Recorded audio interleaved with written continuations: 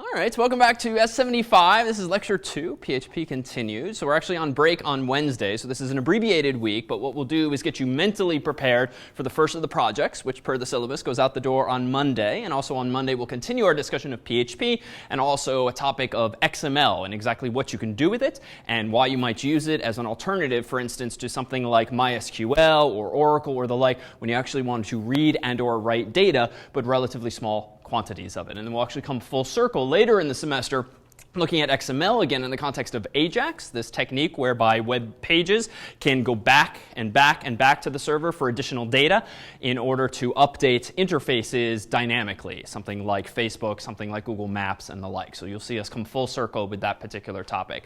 But for today, let's take a quick look back at where we left off last time. So last time we introduced the very beginnings of PHP, and we made this distinction that PHP is an interpreted language. What does that mean in layman's terms? What is an interpreted language? Yeah. Well, it's read line by line and it's not compiled. Good. So it's a programming language that something called an interpreter, which is just a program, reads top to bottom, left to right, and every time it encounters a line of code, it interprets it and performs whatever operation is specified. So if that statement is print, the interpreter is going to literally print out whatever is in between the parentheses for that function call. So it's not compiled. So not compiled means you don't actually run it manually through a compiler like GCC or Visual Studio, the output of which is generally something called object code. So you instead just run it. And even though we'll see PHP both at the command line, whereby you can use it to write things called shell scripts, write little programs at the command line at your blinking prompt, it's predominantly used in the web context so as to generate dynamic websites. And so that will be ultimately our focus. So what is an advantage of PHP or any interpreted language of being interpreted as opposed to compile? Why is this even an interesting distinction? What do you got? Well, if it's interpreted, it doesn't have to be changed. It's easily edited as it is, and it can be interpreted, like, I guess, on the fly or something along those lines. OK, good. So because it's interpreted and you skip this middle step of compiling it, it just speeds up development time a little bit. You can make a change, test it, make a change, test it without just that middle step. And certainly for large projects, if you did have to compile a whole program, in the worst of cases, very large scale software projects, that can take a few seconds, even a couple of minutes. Yeah? And the other thing, if you're running different operating systems, they don't have to compile Nice. different versions. Excellent. So one of the key realities of a compiled language is that when you compile it down to object code, that is zeros and ones, those zeros and ones are laid out in a pattern that's specific to a particular CPU. And it's accompanied by zeros and ones that are specific to a particular operating system typically. So if you compile a program written in C or C++ or the like on your Mac, odds are it is not going to run on your PC, at least not without some effort. And if you run it, compile it on a new, the latest and greatest Mac, which is, let's call it 64-bit, and then try to run it on an older Mac, even that might not work because the size of the numbers you're using in that program on a 64-bit machine are twice as big as they would be on an older machine. So in short, there are some pluses and minuses in both directions. And the minus in the interpreted direction is that you can pay a bit of a performance penalty. If you're not actually doing this upfront expenditure of converting something from source code to object code, you're going to have to do that again and again and again effectively when the program is interpreted. You're going to have to incur some costs then. However, as we'll talk about toward the end of the semester, when we talk about scalability, there are tools that you can install on a server to mitigate this, that will actually cache the results of the interpreter's first execution so that second and third times are actually much faster. So we also talked last week about PHP the language on Wednesday, and we talked about some of its basic features, and for now know that it's syntactically very similar to languages like JavaScript, C, C++, Java, and the like, and it has for loops and while loops and all the things you would expect in what's generally called a procedural or imperative language. But it also has, particularly for the sake of the web, some special superglobal variables. Now, a superglobal variable, an example of one was what from Wednesday? Yeah? Good. Session, post, get, cookie. There's a few others, but those are for the biggies, almost all of which we'll actually look at tonight, maybe in fact all of them.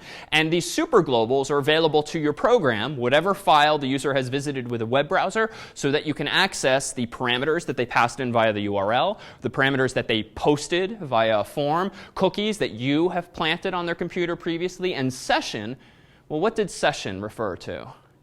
Yeah. Well, it was a superglobal that was present in the entire session. So if you have, for example, two PHP files, you can start the same session on both of them, and then you can pass variables between them. Okay. For example, a user's username, if you're going to use that. Excellent. So this $_session superglobal is like this container that you get for each one of the users that visits your website. And if you put something in there, like the user's username, you are essentially guaranteed to be able to get that value back the next time the user visits your web page, whether it's a split second later or maybe even an hour later. And the only gotcha is that if the session has an expiration, which is usually as long as the browser is running or that window is open, or maybe even shorter if you specify that this should only be legitimate for like 5 minutes, you will always get back those same values. So the session object, as we'll see firsthand today with some code, is a great way of remembering things like this user has already logged in. Show them their private information. Otherwise, show them the login screen. So we'll be able to do some basic checks like that. All right, so let's dive in with an example. So I'm here in my Linux environment, and I happen to be running the CS50 appliance. On Monday, when the specification for the first project goes out, we'll provide you with instructions for downloading the version of the appliance that you need and navigating your way around, as well as in section on Monday, we'll provide some guidance with the project in particular. So realize that there's a good deal of support structure on the horizon for you. And for tonight's purposes, we'll dive into some of the concepts that you'll need to understand and to give you the mental model with which to dive into what will be, realize, a fairly large project starting Monday. So recall from the very first lecture, each of the projects is intended to take some 30 plus hours. You have about 9 days for each of them. So just realize setting aside that time is going to be crucial. These are not projects that you can do the night before. So just be mindful of such. All right, so I've got a bunch of prefabricated code here for the sake of discussion, and I'm going to go into this directory, frosh ims, which for those unfamiliar, frosh ims at Harvard at least refers to freshman intramural sports. So kind of a true story. Back when I was an undergraduate, students would sign up for intramural sports really the old-fashioned way. If you wanted to play soccer some semester, you would literally write your name on a piece of paper, you would walk halfway across the campus in Harvard Yard, and then you would slide this piece of paper under the door of a resident advisor who would actually physically sign you up for that sport and then finally start emailing you. So I think I was a sophomore or so at the time, and this was sort of an opportunity ripe for digitization. So we could actually put this online. And so the problem at hand I had, one of the very first times I myself started doing web programming was I really just wanted to convert this piece of paper form to an online web form so that the information would be stored either in a database or maybe mailed to that resident advisor so that he or she could actually know that I've expressed an interest.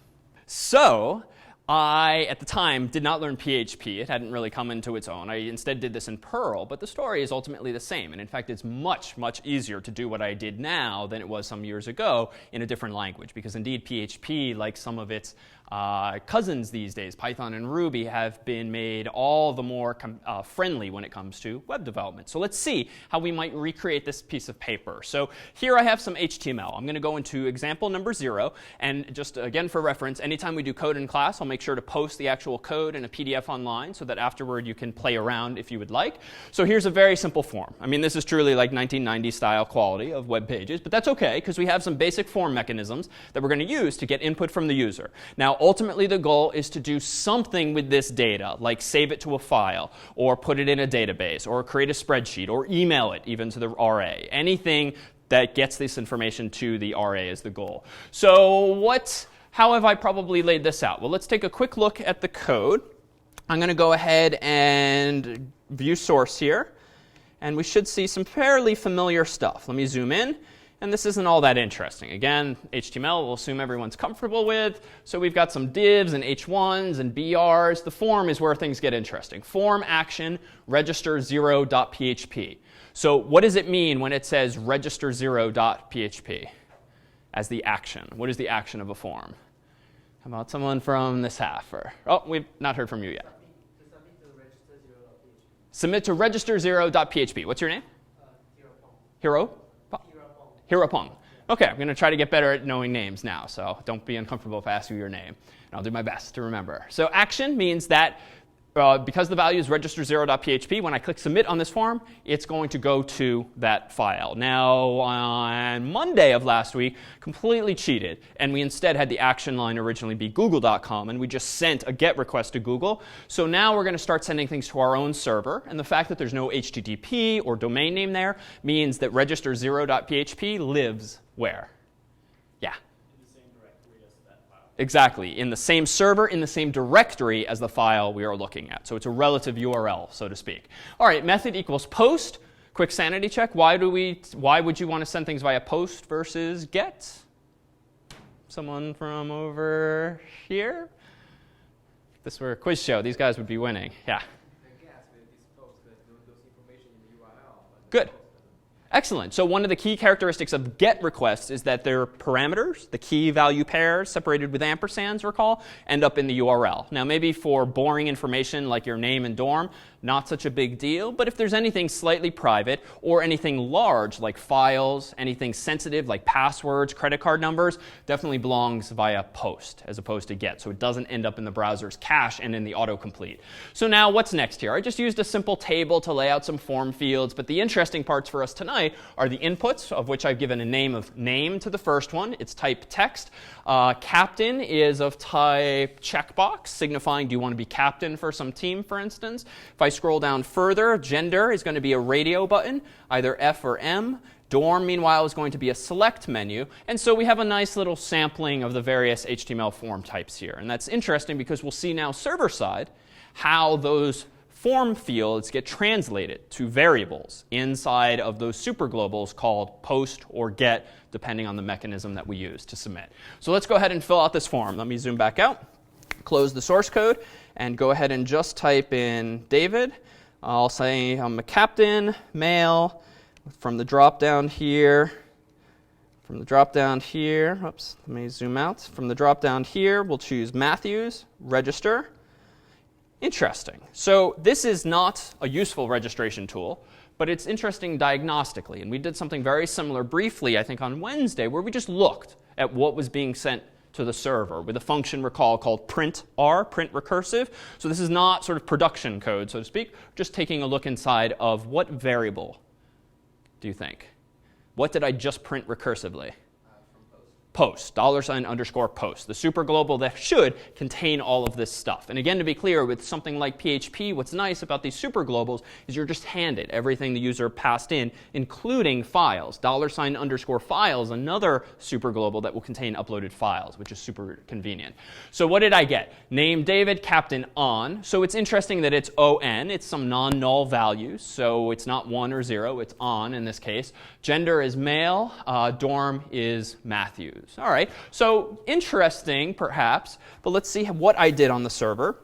If I go into this actual file, let me go into my public HTML directory, which recall is typically where files are stored in a user's account, though we'll see other techniques before long. I'm going to go into, let's say, register1.php, and here we have the contents of this file. Whoops, sorry, I cheated. Not register1. Register0. There we go. So what is inside of this file? Well, not all that much. I have some HTML, head tag, title tag, etc. And then I have a pre-tag, and I just recursively print post. So this is not a dynamic website per se. It's really just a stepping stone. So any questions, though, before we forge ahead on the mechanics of how form gets to server? Yeah?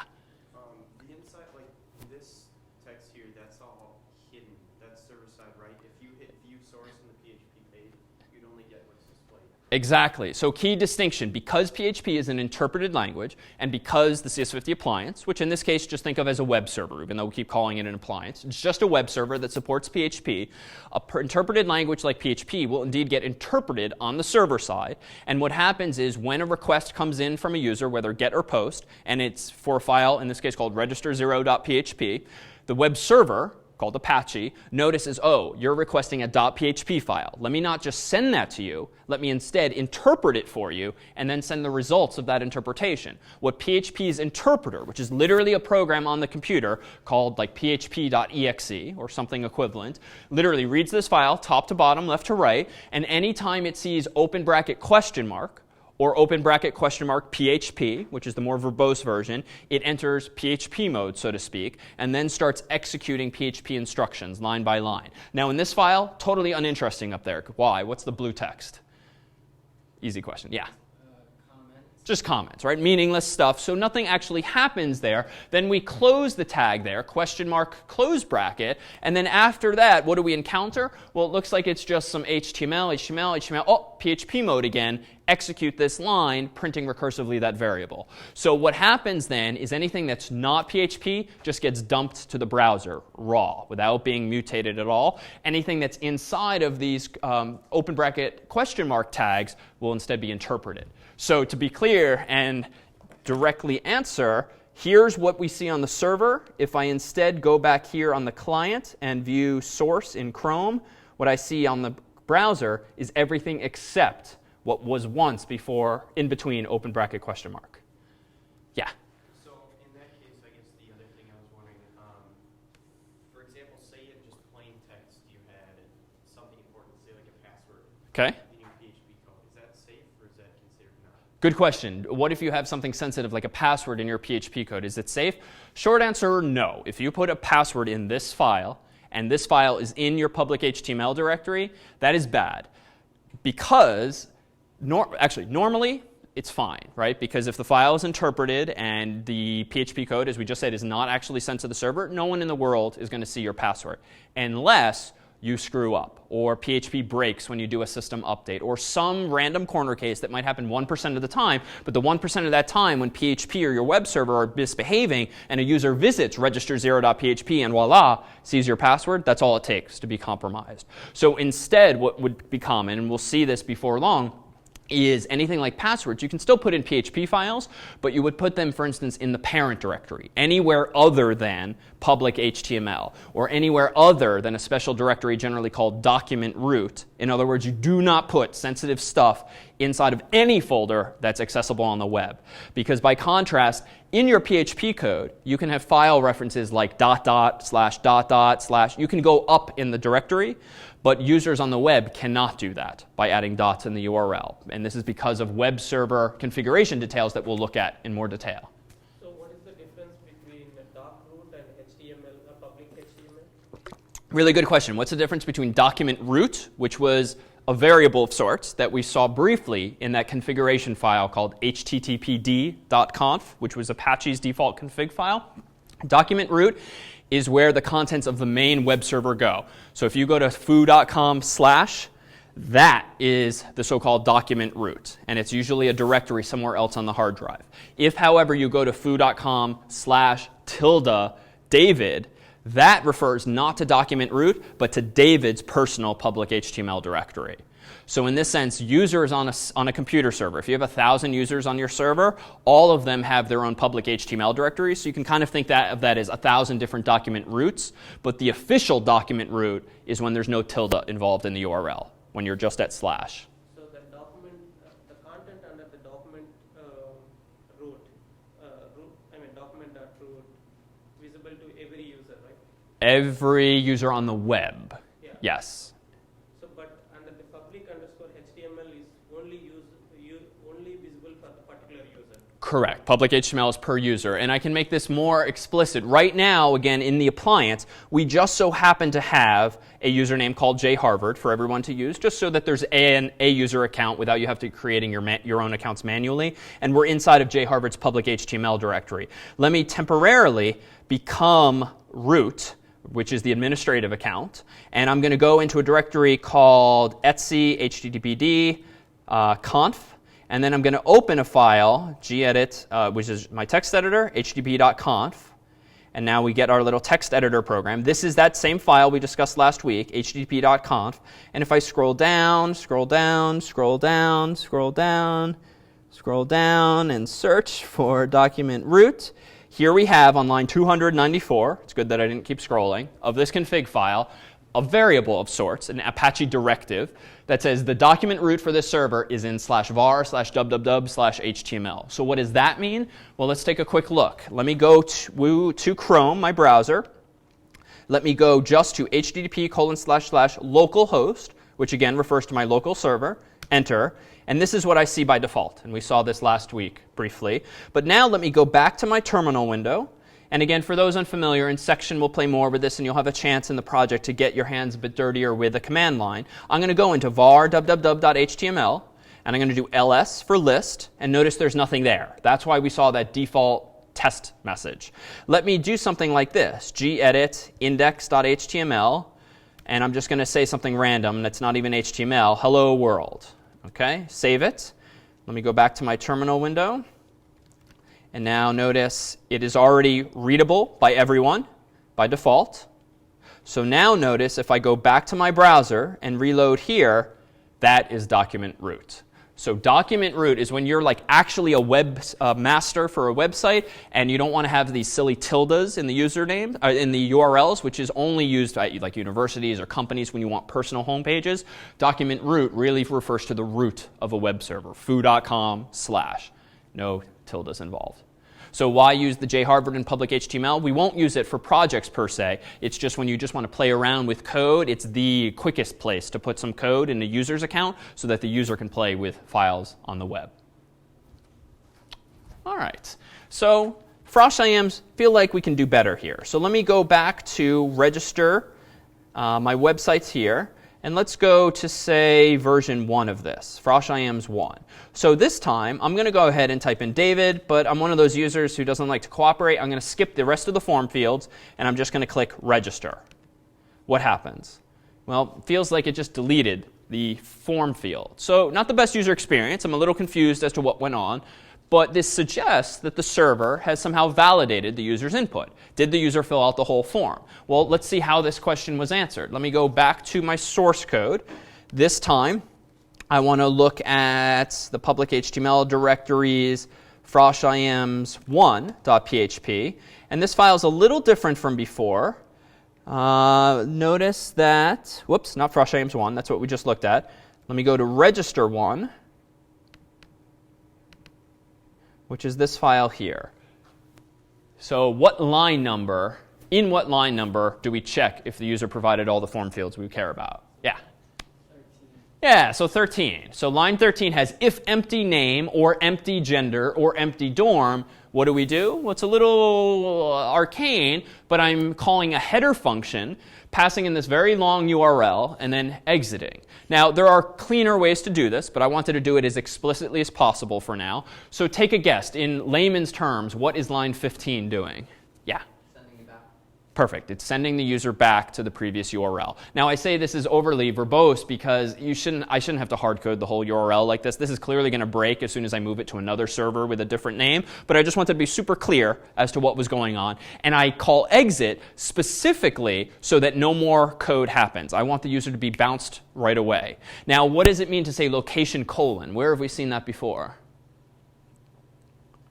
Yeah. Good. The headers of a packet, the headers of an HTTP request and response specifically. So let's actually take a look. Chrome, again, is a handy little tool to see things going on. And you can do the same with similar tools in IE and Firefox. Let me go ahead and open up Inspect Element here. This is the developer toolbar. I'm going to go to the Network tab here. And let me try that again. So I'm going to say David, but nothing else. Register. Now notice what happens down here. I've got a couple rows.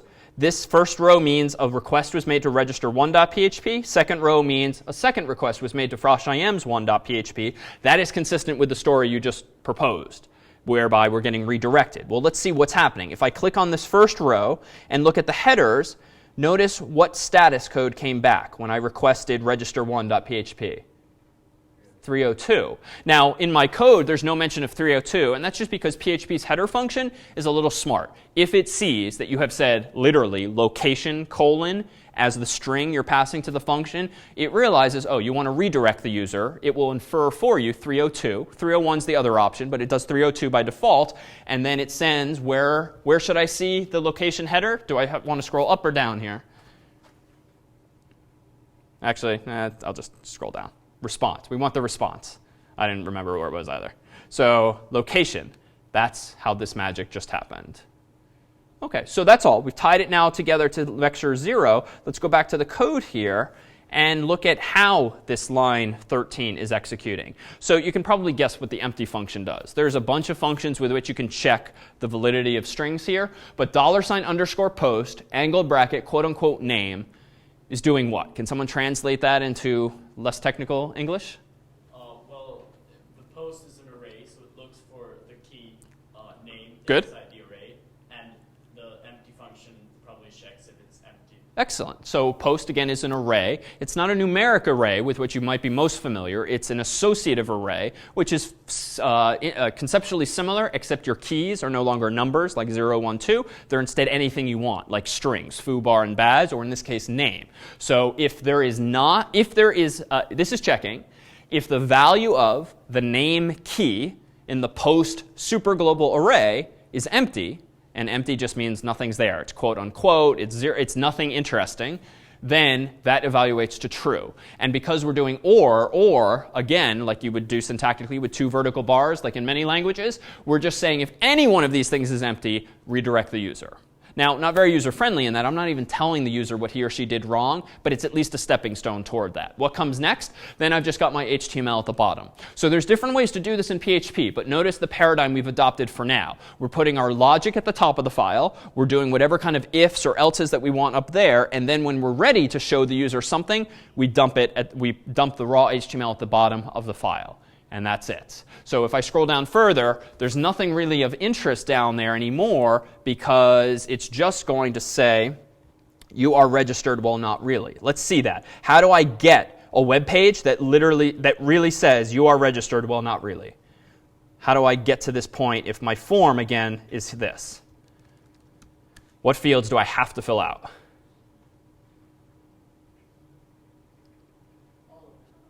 Close. Yeah. Gender is true, but one more. Dorm. And dorm, right? So it's not technically all of them because I don't require that someone be what?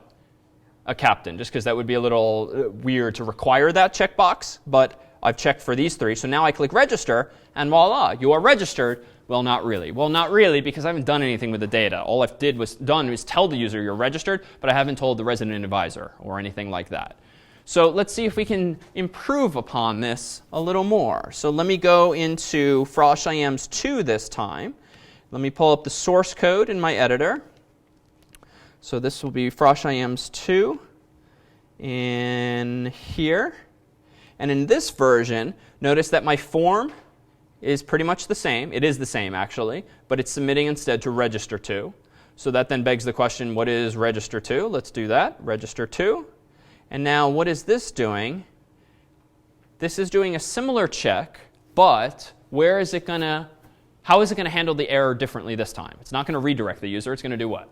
Well, if one of those required fields were empty, Uh-huh. it's going to go ahead and dump some. It's not going to echo, but it's going to dump some raw HTML and say you must provide your name, gender, and dorm. Excellent. And otherwise, it's going to dump your you are registered. Excellent. So last time was kind of a lame attempt at error checking to just redirect the user back to the original form without giving them any kind of feedback. So I'm doing exactly that now. I'm using the same logic, if empty, if empty, if empty. But this time, rather than redirect, I'm going to conditionally output some text. So notice some slightly different syntax. Still have my open bracket, question mark, some PHP code. But notice what's over here. The colon, then the close PHP tag. So this means if that expression is true, proceed to dump whatever follows that colon until you see an end if. So it's a little strange here, but it's a kind of a nice one-line way of laying things out. So if any of those three fields is empty, it's going to say you must provide your name, gender, and dorm. Oh, and this is nice, a little hyperlink back to the previous file, slightly user-friendly. Else, colon, you are registered, well, not really. So still, not ready for prime time, but a step in the right direction. So let's try this. Let me go to my browser and type in David, and that's it. I'll be a difficult user again. Register. And now notice here, whoops, I'm still on the previous one. We want frosh.ims 2. Looks the same, but I type David and register, and now I have a parse error. So this is good. Teaching moment, line 20. What's wrong here? Let's take a look. Let's go back to my text editor, line 20. And what am I missing here? Oh, this is subtle. This is good. David screwed up. Yeah? You're not missing anything. You just accidentally threw a colon at the very end. No, so the colon's actually necessary. I am missing something. Good opportunity for error. Yeah. Yeah.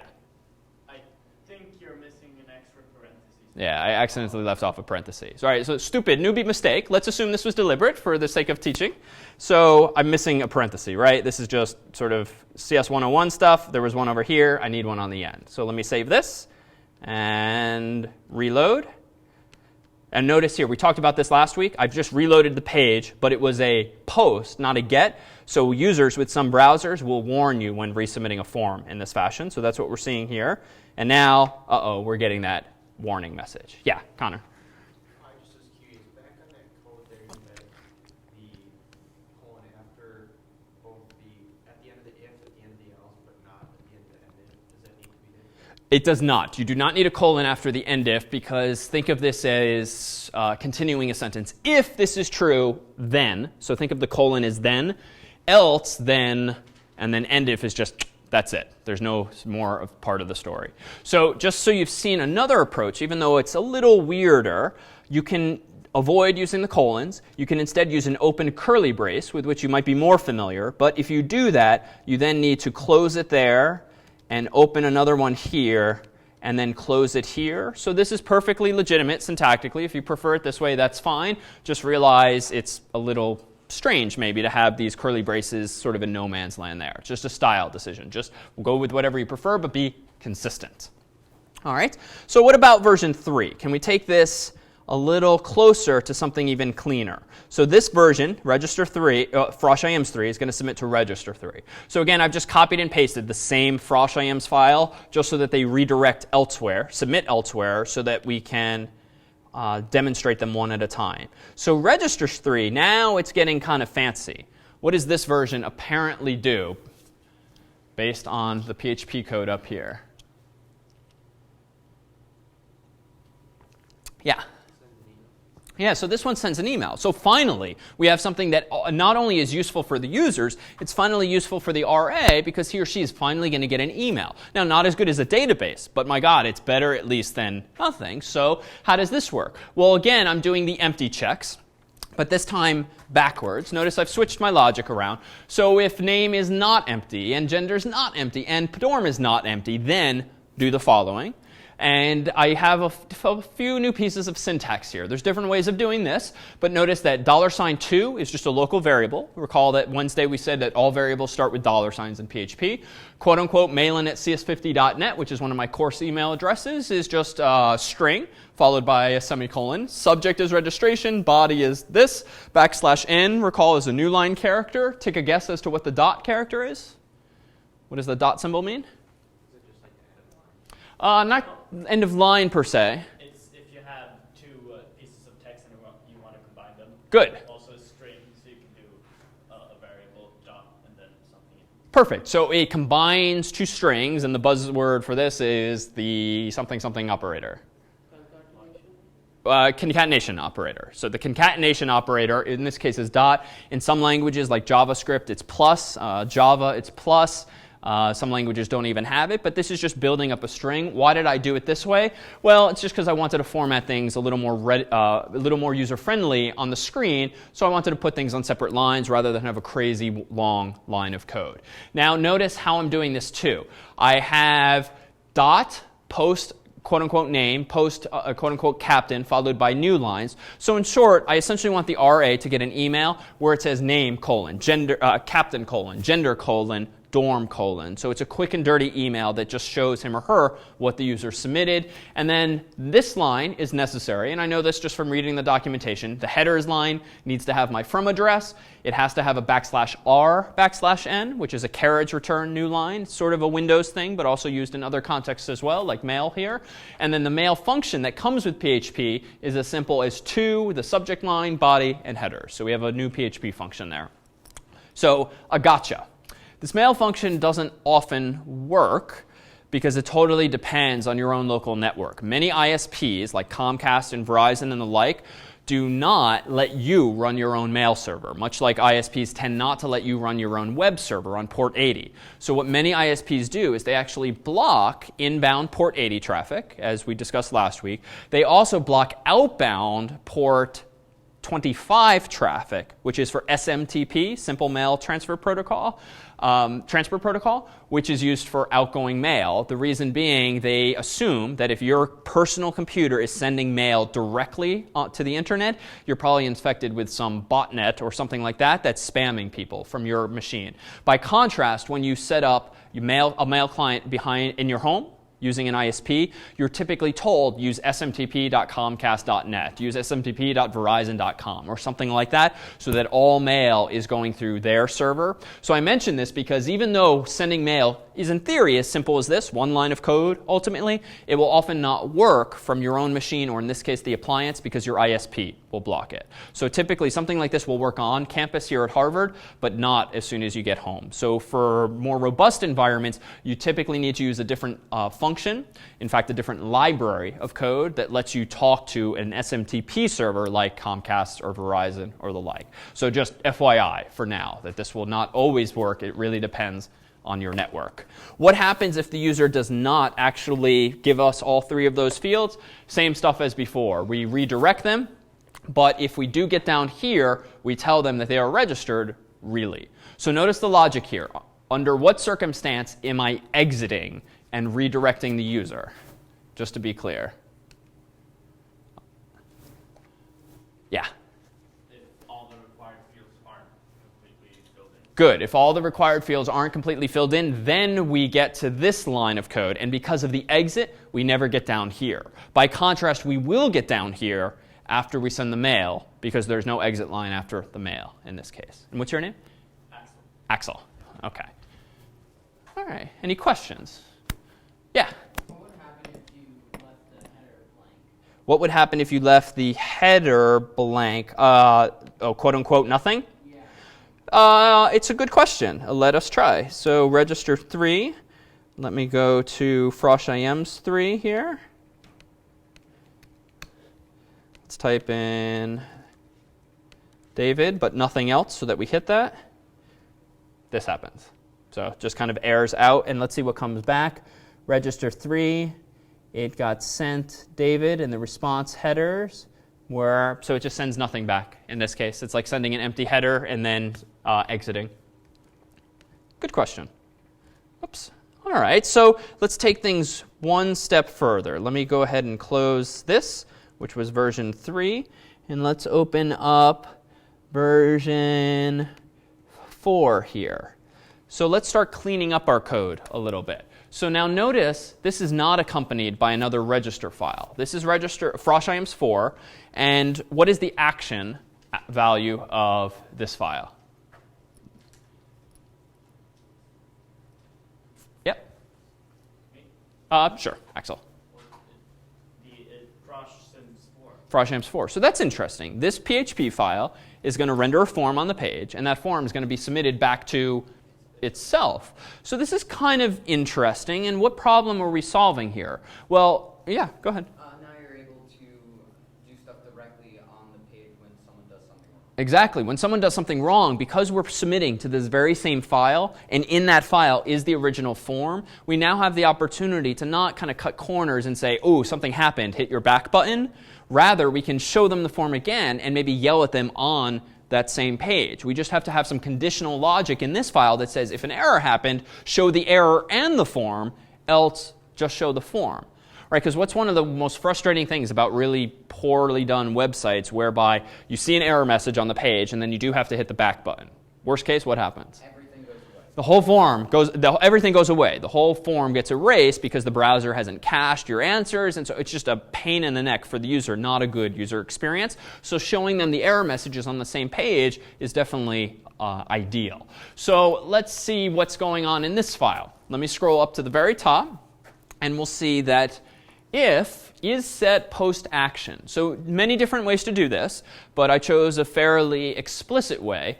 If a key called action is set in post. So this is just another way of asking the empty check, but sort of in the opposite direction. So if it is set, that means that a form was submitted. Why is that? Well, if we scroll down below in my actual HTML form, what type of value is action?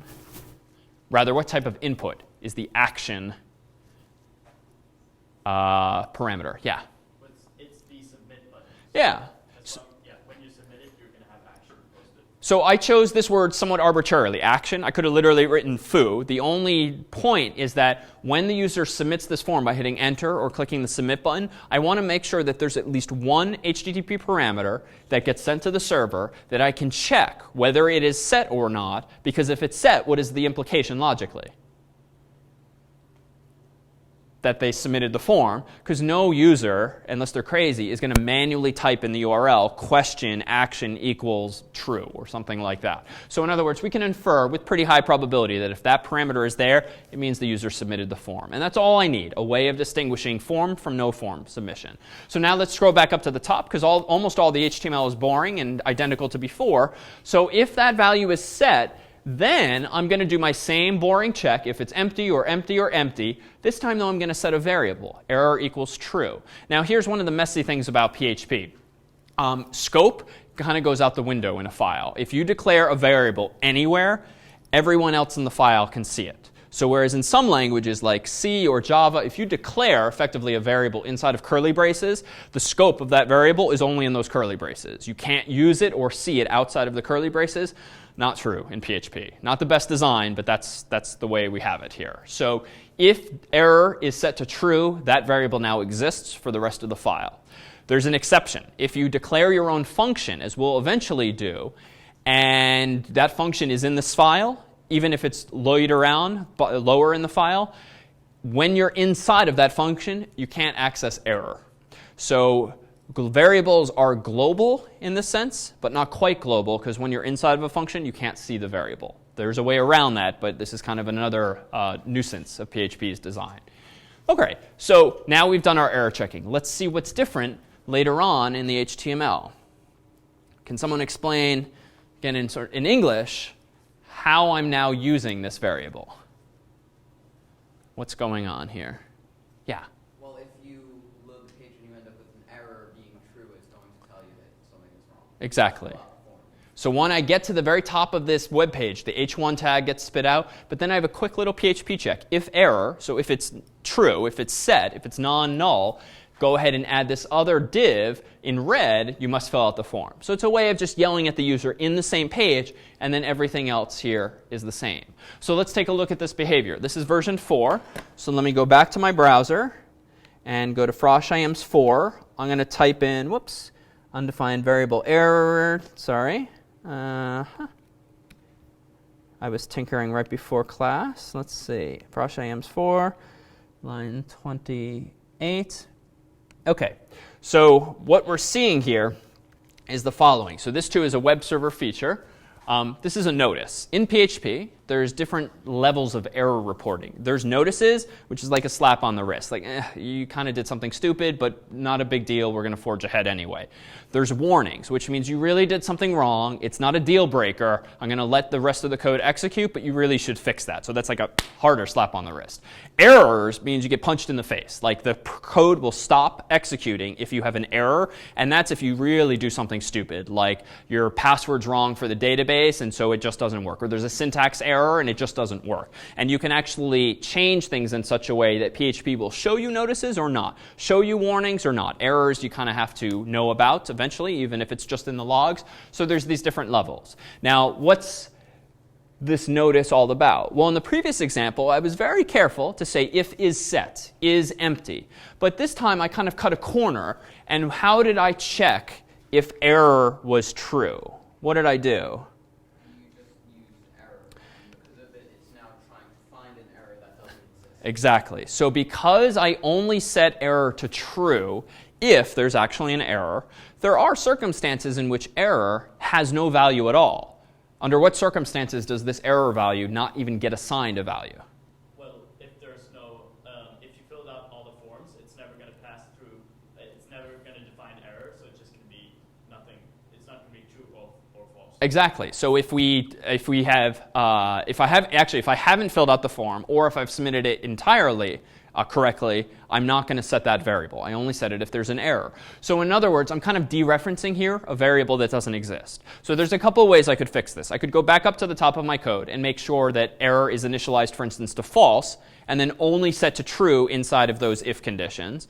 Or I can do something else that we've seen. You can see if error exists, because if it exists, there was an error. Exactly. So I could just do if error is set, which is the way I did this earlier, then the only circumstances in which I set it, as we've seen logically, is when there's an error. So this would now make PHP happier. So this is the right way to do it. But you will see, even occasionally in lecture examples, because I tend to be in this habit, but I've gotten better at not being in this habit, or in various open source libraries that you might use. Sometimes users will just check parenthetically for Boolean values, like I did there. But it's not the best practice. And that's because PHP is a little loose when it comes to declaring variables. They can be set or not set depending on your logic. So what I've just done here is in fact better and the recommended approach. There is one other way, just so you've seen it, but this is a do as I say, not as I do. You can suppress notices and warnings by doing this. So if you put the @ symbol before a line of code or a variable that you think might not be perfectly correct, the @ sign will suppress the notice. However, this is not good practice because this is really just like sweeping under the rug your failings as a programmer, right? You should really be fixing this the right way, but realize that there are some cases, and this is not ideal, but if you're using someone else's function and it might trigger a notice because they weren't the best programmer, or a warning, and you don't necessarily want to go in and try to correct their code, if you know it's okay to suppress that notice, you can do it with this particular mechanism. But don't get into this habit in general. Certainly not for your own code where you have the power to fix it properly, as we did with isSet. All right, so this form, so let's go back to this. Let me go back to isSet. And now let me pull up the page and let's see that red box up here. So let me close the inspector and do just David, register.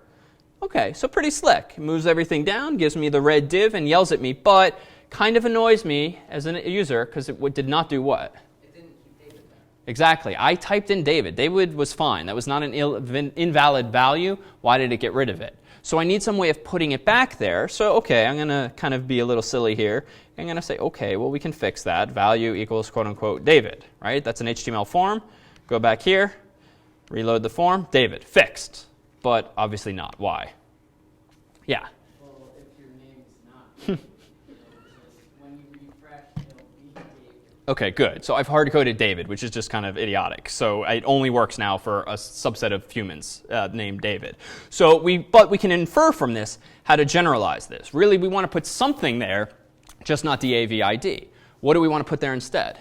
So if you have a PHP isSet that says that the value for a name exists, put the value for a name there. Good. So we can put the user's actual name there, so that they have submitted via the form. So let's take a look at how we might do this logically. I'll stay in version 4 here. And let me go ahead and do this and tell me what's good or bad about this. Open bracket question mark. Then I'm going to say echo $_ post, quote unquote name, close quote, semicolon, close PHP mode. So good or bad, this approach? Yeah, Axel. You said it before, but you will probably want to check if it's set also. Good. Why though? What's going to happen if I don't check? Some sort of null identifier or something's going to happen there. Yeah, actually we saw it before, that notice message. Like if I try to access a variable that's not actually in existence, I'm going to get a notice. Now whether or not I see it depends on the server's configuration. But in this case, name is not going to exist when you first visit the form and haven't clicked the submit button, right? Because it only exists if you've clicked the submit button. So I feel like I've broken my code now right out of the gate. So I can add a conditional check there. It's a little messy in that this line's going to get a bit long, but I could do something like this. If is set post name, then go ahead and say echo post name. So that's a little better, semicolon. So does this ameliorate our concerns? The coloring is a little weird because the text editor is not smart enough to understand this syntax, but it looks okay. Still flawed. Find further fault in my code. Someone over here? No? Okay. There are no brackets before echo. There are no brackets. That's okay. We don't need the curly brace if it's just one line of code, but a good thought. This is like C in Java where you can skip on the curly braces for single lines. What's your name? Isaac. Isaac, okay. So good thought, but not necessarily. Endif, good thought. Endif is not necessary here. Endif is only necessary when we do that colon type syntax to get in and out of PHP mode. It's not a syntax bug. This is more of a design failure on my part. And I made the same mistake on Wednesday, if that helps. What was the sort of hacker attack I waged on myself on Wednesday? Oh, well, now that I tell you, you got it. Okay. You would want to do HTML special chars or script tags to get rid of any additional. Exactly. So stupidly named function, HTML special chars, is probably the better of the two in this case. But that is a function that makes sure that if the user is trying to mess with you by typing an open bracket or any characters that have special meaning in HTML, like ampersands, they will be shown literally as open brackets or ampersands and not misinterpreted as HTML tags. So what I really need to do here is not just echo the variable's value. I instead want to do something like HTML special chars and pass that value to the function, thereby not trusting what the user has given me. Do I need to call HTML special chars on the value when it's in the parentheses, in the condition? No? Why not? Yeah. You're just testing its existence, not its value. Exactly. We're testing its existence, and we're not displaying its value, so we don't need to escape it. And what's your name? I'm Jack. Sorry? Jack. Jack. Okay. So good. So we need to, again, the rule of thumb from Wednesday, always, always, always escape user's input when showing it back to them using this function here. As you mentioned, there is an alternative, strip tags, which does exactly that. It strips HTML tags from a string. But the user might, not in this case, but in general, the user might want to input HTML-like tags. For instance, if it's a discussion forum post, but you want it to display literally. So stripping tags probably isn't best, but escaping it is indeed the better approach. All right, so good. That's some progress here. So that will now display my output. So let's try this again. Let's do Chris so that it's obvious that it's not just me. And now it's submitted, and Chris stays the same. So it gets a little trickier for the other form fields, and we'll leave this as sort of a at-home project exercise potentially. But something like this, for captain, for a checkbox, how do you make a checkbox checked by default? Yeah. You type checked equals checked. Good. So, and actually in HTML5, you're allowed to regress and go back to just the atomic model of this. In XHTML, you would say checked equals checked. But in HTML5, it is OK these days to do this, which is a little more succinct. But now I've, of course, just hard-coded check. So now the captain box is always checked. But what if I only want to check it if the user has checked the box to begin with? They've just screwed up elsewhere. I want to conditionally output this. So how could I go about doing this? Jack? We go through the same set of steps as before, doing an is set for captain, and then if it is, you put checked in there. Exactly. So same kind of check. If it's set, then echo checked. Else, don't echo anything would be one approach. Yeah? Question, would is set work? Because if we post a non-checked version, wouldn't that just be off? The variable would still be set, right? It's just set to off. Yes, good refinement. So we don't want to just check if is set. This time we should probably use empty or some other function that actually checks not just the presence of a value, but what the value is. Because indeed, when you submit the form, if it is checked, it will be set. Actually, in this case, there's actually there's a way out of this discussion, because most browsers, if you don't check a checkbox, won't send that HTTP parameter. But that's not necessarily a safe reliance, so your approach is better, actually checking for quote-unquote on, or whether or not it's empty or not. So frankly, this starts to get a little messy. If I take, there's an elegance arguably to the fact that inside of my value, as next to my value, I have the quote unquote, and then I have my PHP code inside of the quote unquote.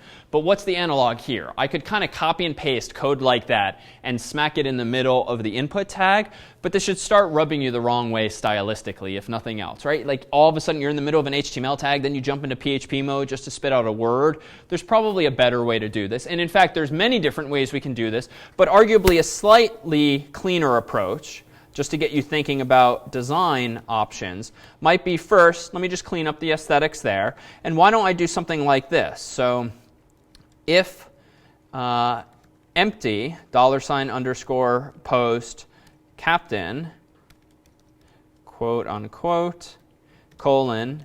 So if that's empty, go ahead and spit this out. And you can probably guess where this is going. Else, spit this out. And then what do I need down here? This is where I need the end if, because I'm using that colon approach. So it's a little, it's a little redundant, but I'd argue this is so much more readable than plopping a big line of PHP code in the middle of an HTML tag. So this is probably a little bit better. However, before long, we'll get past even this, and you'll find that in PHP, there's actually libraries and frameworks that actually make this much simpler. There are libraries that will actually regenerate your forms for you based on what the user typed in, because frankly, once you start making your second dynamic website, third, fourth, 10th, this kind of stuff, this error checking, this repopulation of form fields, it just gets very tedious. So realize right now we're doing things fairly hands-on, very manual, very deliberately, but realize there do exist libraries for PHP and other languages that just take what will become monotonous about this process out of it for you. So just realize that. But they're really just doing something like this underneath the hood. All right, but let me open up version 5 here and see where we can take this a little better. Oh, actually not 5. We just implemented 5 ourselves by changing 4. So this is an improvement too. Notice that this time, for the dorms, I decided it's kind of lame that I'm hard coding all of the dormitories at Harvard and Harvard Yard in this big select menu. Feels like those should come from a database or something like that. Now we're not going to introduce databases yet tonight, but I can still mimic the idea by at least putting them in a global variable, so that maybe the list of dorms is saved on a server somewhere in a configuration file, a separate .php file that this one includes somehow and accesses, but then I can simplify my options to just a single one. So notice in line 76 here, I have a new construct, and you might see this similar in other languages. This is what's generally called fast enumeration, whereby for each dorms as dorm. So let's infer from this. What is $dorms, apparently? Yeah. The array of all your dorms. It's apparently the array of all dorms. Haven't really seen it unless you looked really quickly before I scrolled, but there's probably an array somewhere in this file called dorms, all caps, that's kind of acting like our global constant array, but it's not technically constant.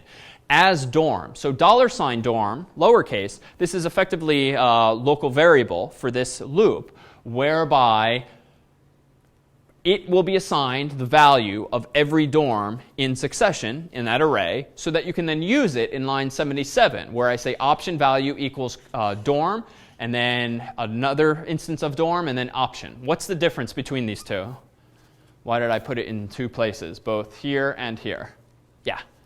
One is the value that you'd be selecting, and one is the value that it ends up sending. Exactly. So what gets sent is the actual value attribute. What the human sees is out here. And what was the significance from last Wednesday of open bracket question mark equal sign? Yeah. That's a quick way of printing or echo. Exactly. Quick way of doing echo. Quick way of doing echo. Do I need HTML special chars here?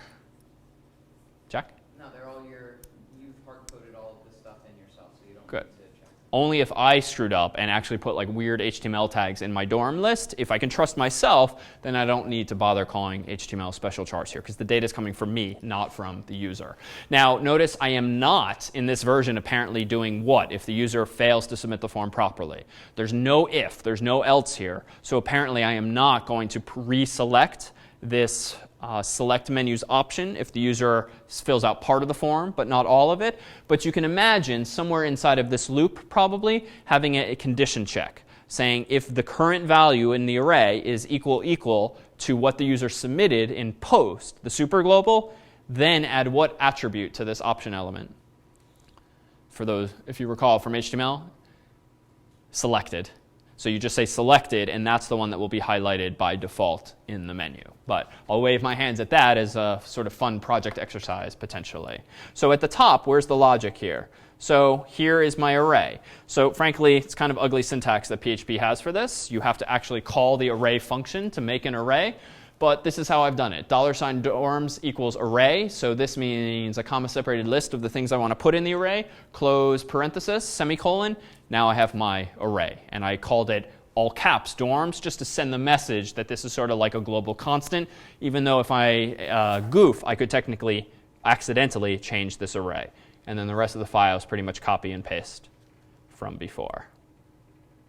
All right, so I think we're running out of ways of improving this, but let me propose just two final ideas, one of which answers the shortcoming of the last.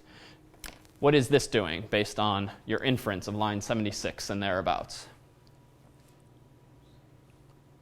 Yeah, Jack? If the user has selected a dorm, it's going to give that dorm as a selected. Good. And there's one mistake in my code. I'm again assuming that notices are disabled, which is kind of lazy of me. Because what will this code do erroneously sometimes? Yeah?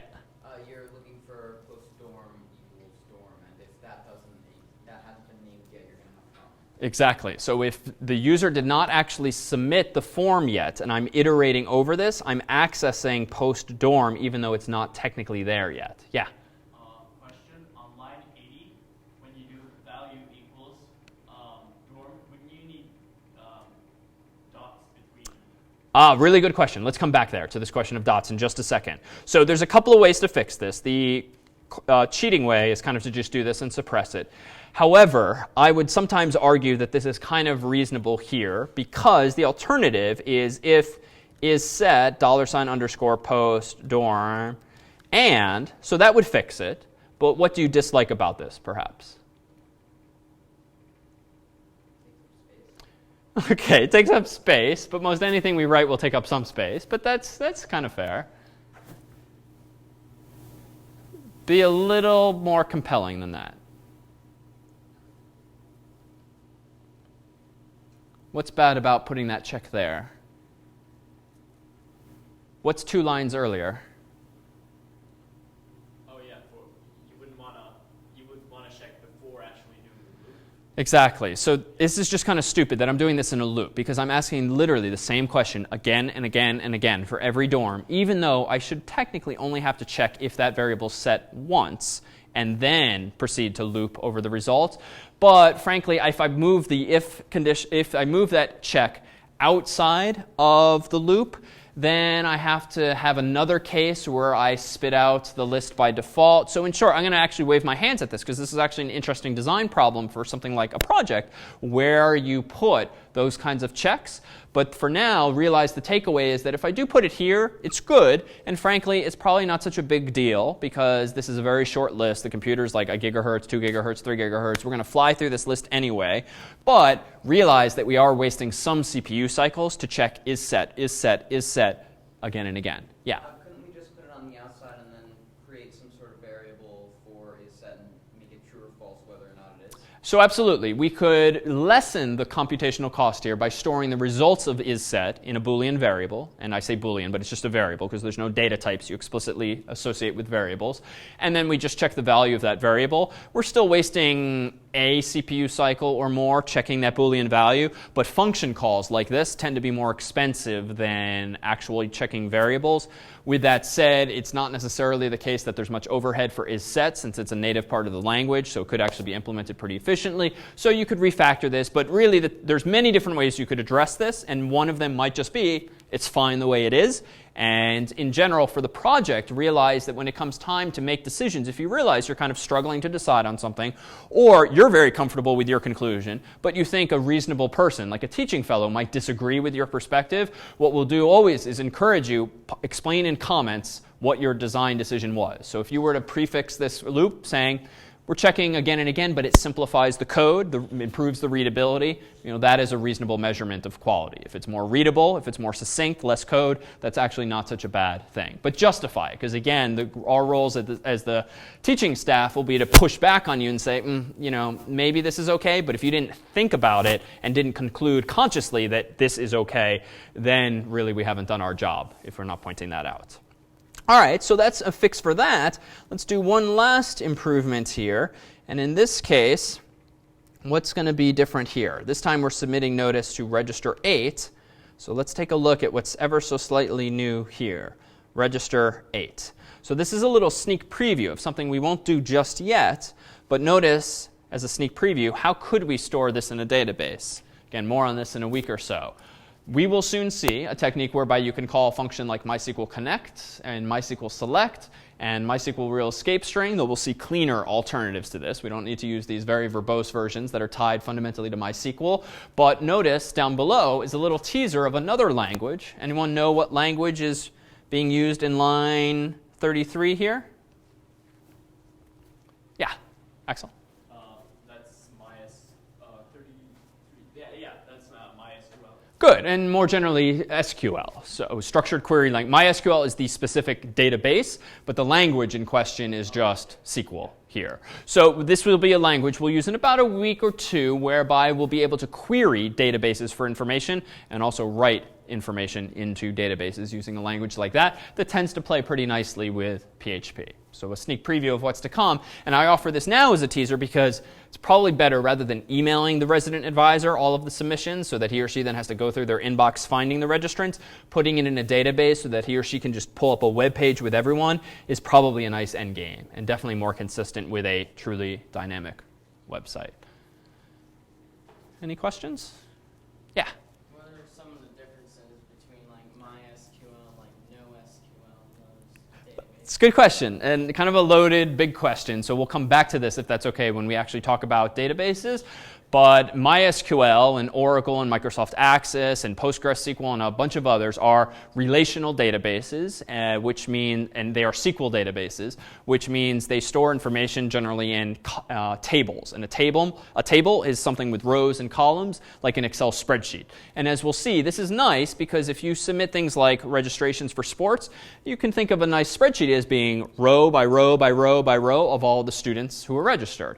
But things get a little messier if you realize, wait a minute, I'm storing Matthews, the dormitory for all of these students again and again and again, and I'm spending MATTHEWS 8 bytes at least to store Matthews again and again and again. Feels like I should be able to factor that out. Maybe give Matthews, the dormitory, a unique number like 3, and then associate only the number 3 with all of those students to save on space and improve efficiency. So then I have a second table. And if you continue that logic for larger projects, you get more and more tables and more complexity, and you start to lose the object-oriented nature of some entities. So you can think of a student as being an object, or a student has a name, a student has an ID, a student has an address. The problem, or a arguable problem with relational databases, is that you essentially have to flatten objects like students into very flat things like rows. And this tends to get annoying, if nothing else, and it can also be subpar for performance in some contexts.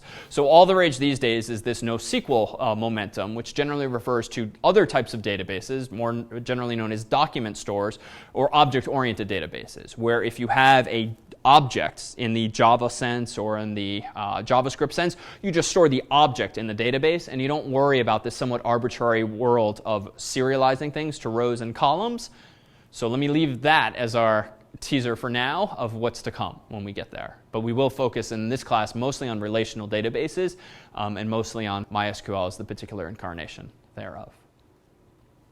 All right, so tonight, so that we can equip you fully for the first project, which again will be going out the door on Monday, will use the full class time. So we'll probably take a couple breaks tonight before section just to set your expectations. But why don't we go ahead and take a 5-minute break now, and we'll regroup with another tour through PHP.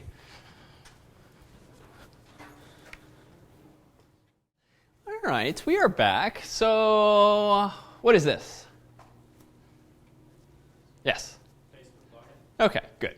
So probably looks familiar to many of you. So this is Facebook's login screen, and it's representative of a typical login form, whereby you have a username field of some sort, password field of some sort, a login button, and then generally this little checkbox that somehow keeps you logged in. So what we've done thus far with our PHP examples is we've started to take user input in terms of forms, but it's been fairly stateless. So as soon as the user submits the form, if it is all correct, it gets dumped to some database, as we most recently saw, or it gets emailed, or nothing happens to it altogether. But that's it. There's no recollection that the user has filled out this form or remembering really who they are at all. So now let's take a different scenario, a very common one, that of authentication, and actually enabling users to log into a website so that they can access content that's somehow restricted to certain people based on their username. And to do this now, we have to implement in code that notion of the hand stamp that we talked about last week, whereby once I log in, I need you on every subsequent page that I visit to remember that I'm not logged in, so that there's not some annoying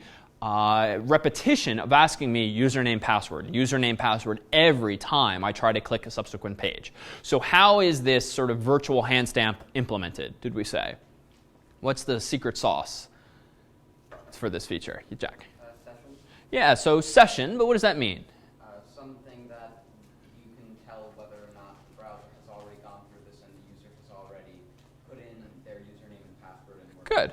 Good. So in general, a session in the context of really web development, irrespective of language, has to do with some state that is associated with the current user. And that state is unique to that user and not shared across all users. And PHP, as we've seen from that list on Wednesday, has a superglobal called session, $_session, in which we can store mechanically any variables and values that we want. Axel. No, I was just thinking, I think session in PHP stores a session cookie. OK. Is that true? No, not quite. So we'll actually pull the layer back off of the session object in just a moment. So let's first see how we do it in code at a high level, and then we'll peel back that layer and see how the session superglobal itself is actually implemented. And we may even try sniffing some additional code to see what's going on underneath the hood. So let me go ahead and open up a file, no longer in my frosh.ims directory, but instead in my login directory. All this code's available online. And I have this little cheat sheet here just for notice. And let's fix this error first. So I've gotten a little lazy here in this file. This home page is just meant to give me hyperlinks to the 4 versions of a login demo that I've put together. What have I done wrong, and where is that error? Let's get into the habit of reading these error messages now. It's a little small, the font. I can zoom in if that'll help. Tell me exactly what to do.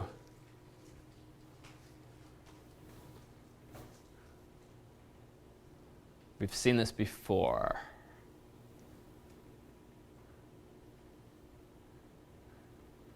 Yeah, Jack. Authenticated is not defined to be any value. OK, and what must authenticated be? Some sort of value, some sort of variable that you Good.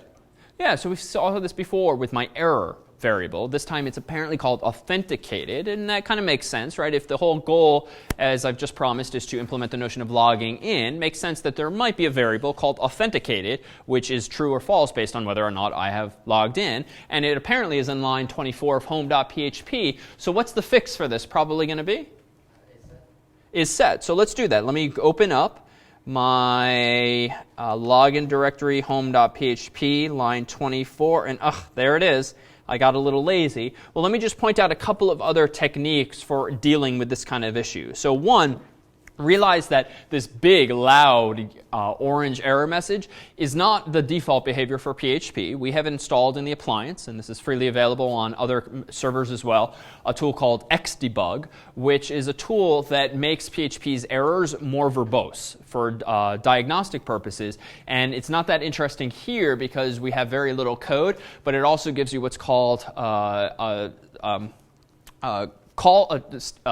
trace of all of the functions that have been executed to get us to the point of this error. In this case, it's not interesting because only one function was called to get us here, and it's not even an explicit function. It's just main, the sort of default file that we're in. But it does identify the file as being home.php, and the orange message homes in closer on where the error message is. So just realize you don't get this on all servers unless it's enabled. But for us, pedagogically, it's definitely useful because you see a bit more. So I can fix this in a couple of ways. Let me go into home.php.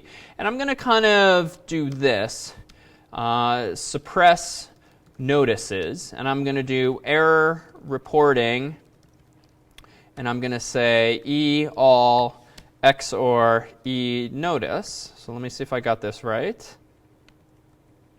There we go. So gone. Problem solved. Well, not really. This is what I meant earlier about sort of sweeping things under the rug. What have I done? I've told PHP to no longer tell me about notices. Now, this is sometimes done on servers, but again, it tends to hide shortcomings in your own code. But where is this setting coming from in the first place? Well, let me go back to my terminal window and recall that I can become the super user, the administrative user, by doing sudo su. And now I'm going to go into Etsy, and then I'm going to open up a file called php.ini, which stands for initialization. And that's going to open up a big config file, this one for PHP. And I'm going to search for error reporting. And on line 112, there's some documentation. For whatever reason, PHP used semicolons for their comment character. So all this blue text is comment. So let's keep looking. Whoops. Error reporting is this. So notice in line 513, this php.ini file has the following line. Error reporting equals e_all and not e_deprecated. So in other words, this is PHP's config line that's saying, show me all messages except those related to deprecated functions. That's just the default that came with this installation, but that is why notices are displayed. If an e_notice, e_warning, e_error are all separate constants that you can manipulate, and this is beyond the scope of the class for the most part, but the single ampersand operator, for those familiar, is what operator? Bitwise AND. The tilde is the bitwise not operator. It inverts bits. And the caret symbol is XOR. If unfamiliar with bitwise operators, realize that there's a whole horizon of computer science and programming ahead of you. But for now, we won't dwell too much on those details. But it has to do with manipulating low-level bits, which is an efficient way of setting flags, so to speak, setting values for configuration. But for now, realize that this is a possible approach, but not the right solution here. Instead, what should we do on line 24 to fix this problem more properly? Yeah, so let's go back to is set. So if it's set, then you are logged in, presumably.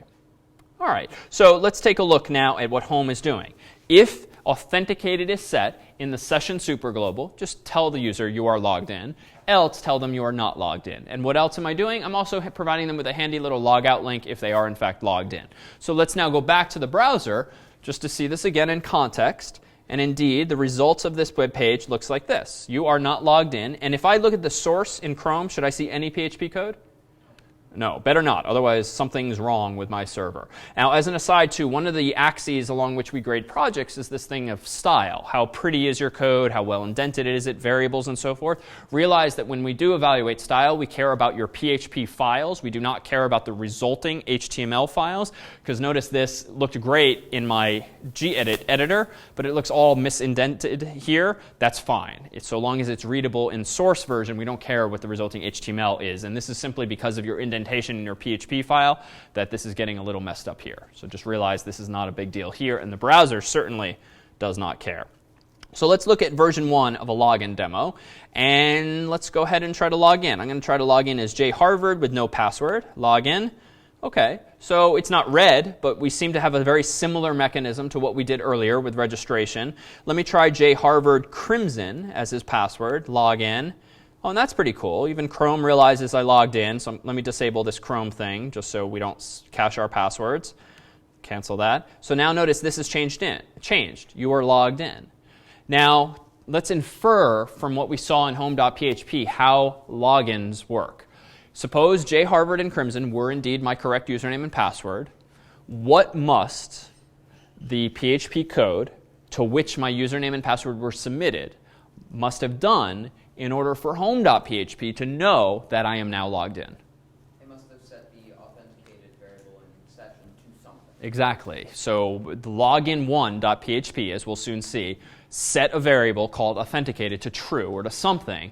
And home.php is now checking the value of that same variable. So notice we have crosstalk essentially between two files here. We're not doing this all in one huge file, so it is possible for different PHP files to intercommunicate so long as they each do one terribly important thing, and that is specifically this here. Notice in home.php there was a line that I didn't draw our attention to earlier, but at the very top, line 12, session start.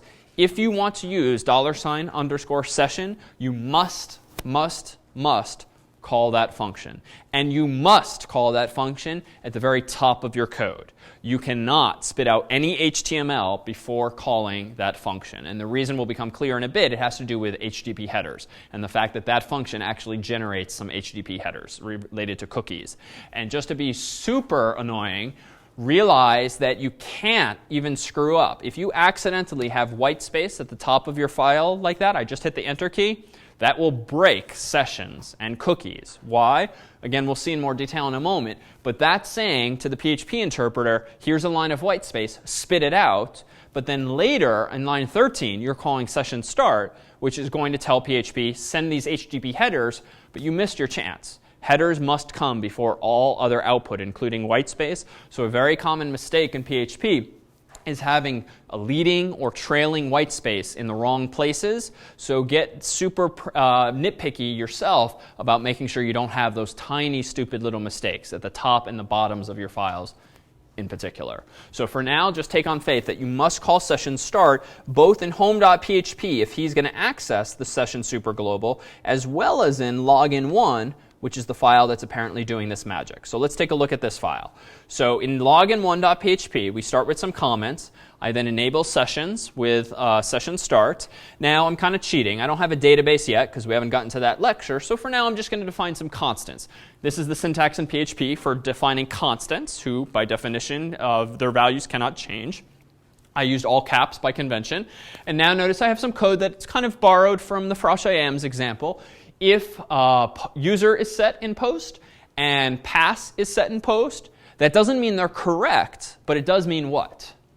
Yeah. That the user actually typed their username and password in the form. Exactly, that the user typed their username and password in the form, which is now enough of a starting point for us to check the validity of that username and password. By contrast with frosh.ims, I kind of had this middleman, an action parameter that I just used so that minimally there was always one parameter that was submitted. But in this case of a form with just two values, I don't need that action. I can just check for username and password because that's actually what I care about. There's no optionality here. So if, here's the magic, if the user key equals user and the pass key equals pass, those are our constants, recall, then remember that the user is logged in. How? Well, as Jack proposed, here's the secret line of code. Session authenticated equals true, which is not only setting it to true, it is just setting it in the first place, thereby making isSetHappy later. And if I scroll down further, what am I going to do? I'm going to redirect the user. Now, this is a little more complex than we've seen before, and it's adapted from actually PHP's documentation. There's other ways to do this, but what was stupid about my previous attempts at redirection? Yeah. They went through the entire path. Yeah, they had the entire path. It was hard-coded, which means localhost, that's not even a real website. Like, that will only work on my own machine or other people's virtual machines. It's not going to work on the internet, and it's not a fun exercise to upload all your files to a server and then have to manually go through and change hard-coded URLs that you should not have hard-coded. So I'm generalizing now, and notice this, these few lines of code achieve the following. I first figure out what host I'm on. Turns out there's another superglobal. We mentioned it briefly on Wednesday, called server, and this has some juicy information like the user's browser agent, the user agent string, Mozilla or IE or whatnot, has their IP address, and it also has the HTTP host that was in the host : field in the HTTP request that we saw on Monday. So this is just putting that in a variable. It doesn't have to be there, but it's nice and clean. And now what's this? Dir name. What is the directory name of server PHP self? So this is a little trick whereby PHP self is another key in the superglobal that refers to yourself. That's all, the current script, login1.php. Dir name, when passed that path, gives you everything but your file name. So this is a way of figuring out programmatically what directory are you, login1.php, in. Rtrim just trims some white space as needed. Reverse trim, or rather not white space, it's optional. It's going to trim leading slashes as needed. So that's just a little syntactic trick. And the real interesting part is this last one. Header, location : HTTP, host, path, home.php. Now where did path come from? The previous line. Host came from the previous line, and home.php is hard-coded because that's where I want to send the user. Now, as an aside, you will often see this in PHP code, just redirect to the file, and it does usually work. And my God, that line is so much simpler than the story we just told with all this other code. This is not technically correct. Technically, when you send location headers, they should be full URLs, not relative URLs. So the reason for jumping through these hoops and borrowing this code from the manual is just to make sure that all browsers are happy by the location line that you're sending. So it's annoying, but this is a perfect candidate for a function that you could write in PHP and generalize this yourself. So in fact, let me do a quick aside, and this is not in the best location here, but I'll just do it real fast. Let me do this. Let me say, if I wanted to implement a function in PHP, we could do it like this. Function, let's say file, and then let's go down here. Let me paste in this code.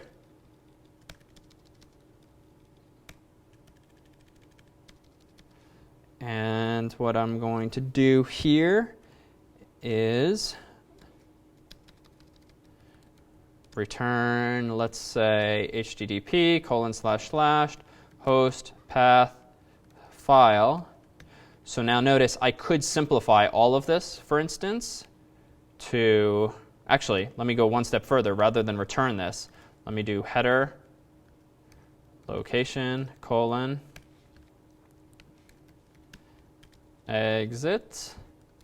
So in other words, this is a good candidate for factoring out that kind of functionality so that up here I could just say redirect home.php, and that just simplifies my life so much, and I only write it once. So in other words, just like you would in most any other language, once you find yourself doing something again and again, it's a prime candidate for factoring out to a function, and we'll soon see ways of including one file in another. So I could literally have a file called functions.php, which has all of my helper functions, and I could paste what I just wrote down there into another file and then access it with one line of code that I've highlighted in blue there. You need to name your function redirect. Oh, you were right. Thanks. Very good point. Useless as I wrote it. Redirect. Thank you. That's what it has to look like. And many different ways to do this, but same principles as you would see in some other language. All right, so let me just roll this effect back so that we are back where we started here. And now recall that the behavior we saw before was this. So here's just another approach to checking whether or not a form was submitted or not.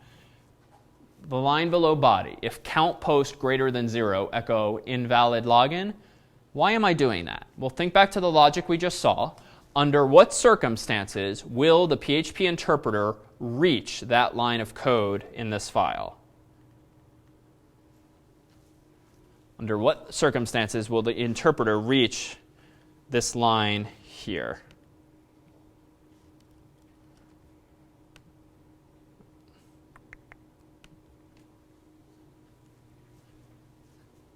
Yeah. Axel. If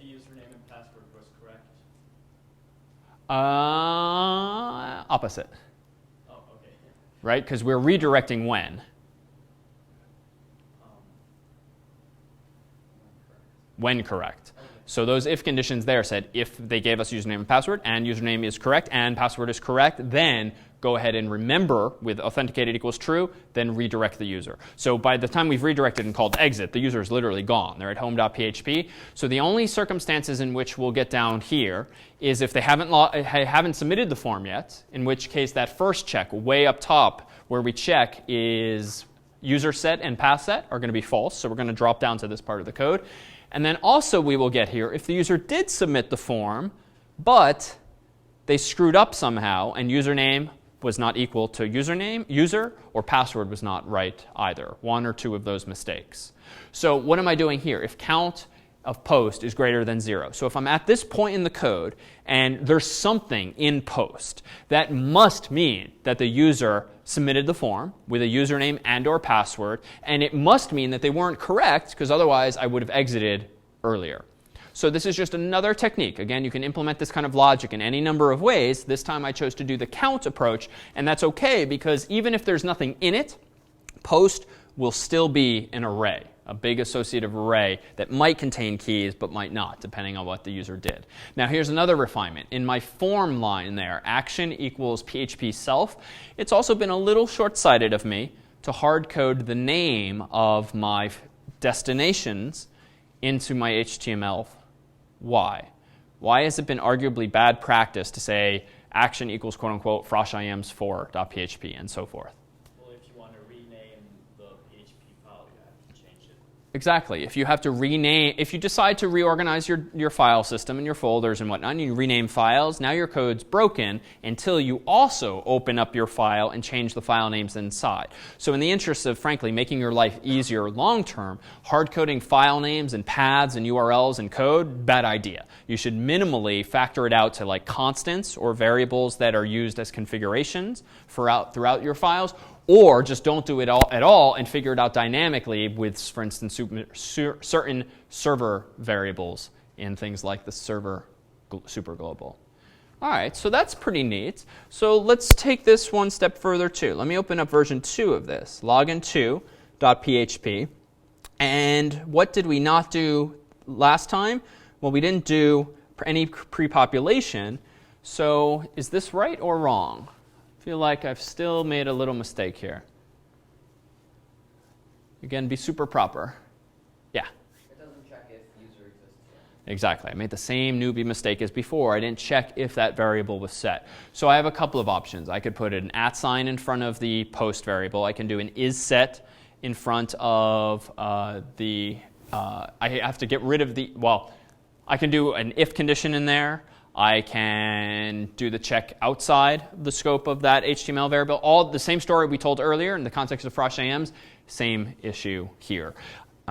So beware, that kind of thing. Otherwise, we're going to trigger a notice. All right, but I think we can still clean this up a little bit more. Let me go ahead and open up not version 2, but version 3.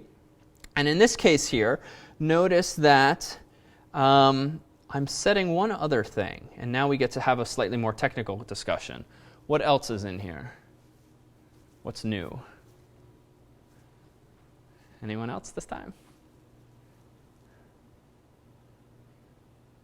Okay, softball question. What line of code is new? Yeah. Okay, so set cookie. We haven't seen that before. And we have this line here that's saying set cookie and then a whole bunch of arguments. So the comment kind of spoils the answer here. So save username and cookie for a week. Well, what's the point of this? Well, it's kind of nice in websites whereby even if you're logged out because you've waited too many days to return to the site, or it just doesn't remember that you're logged in for very long, it's kind of nice if I don't have to type my username the next time, but I do still have to type my password. Now, thus far, we have pre-filled our forms by using what's in post. Now, obviously, if I visit a website for the first time today and I've not submitted a form, there's nothing in post. But if you still want to remember the user, you might have the forethought to store on their computer a cookie.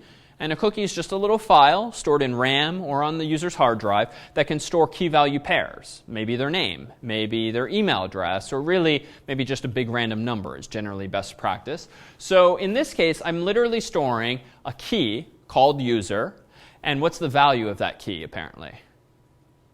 Yeah. Well, it's whatever the user is posted as user. Whatever the user has posted as their username.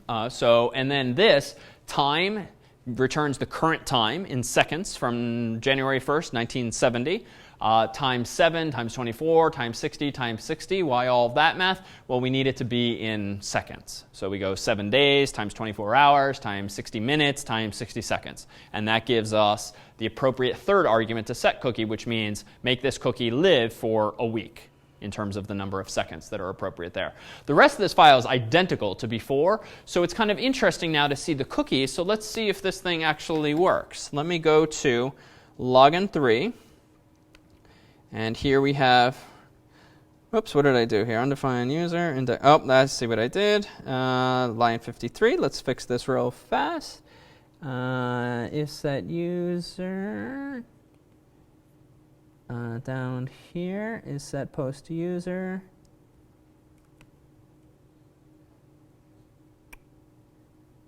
Cheating.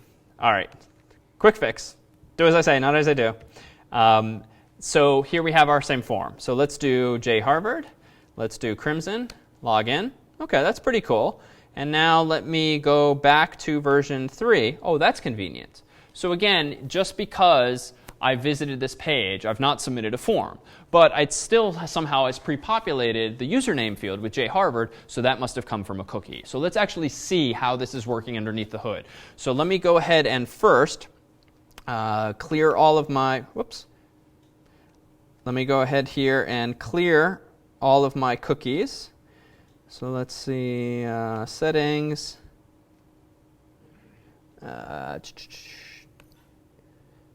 History. Clear all the history just so we get rid of all the cookies involved. And now let me go ahead and open a new Chrome. Let me open a new Chrome window.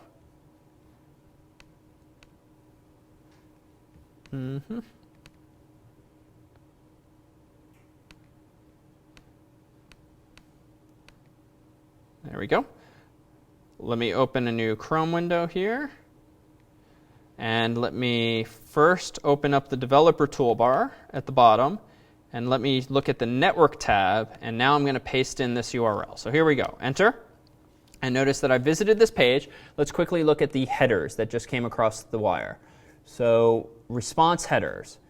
What has been sent from the server that we haven't really seen before? At least we didn't see last week. Response headers are down here. What looks new to us today, and what's probably relevant? Axel?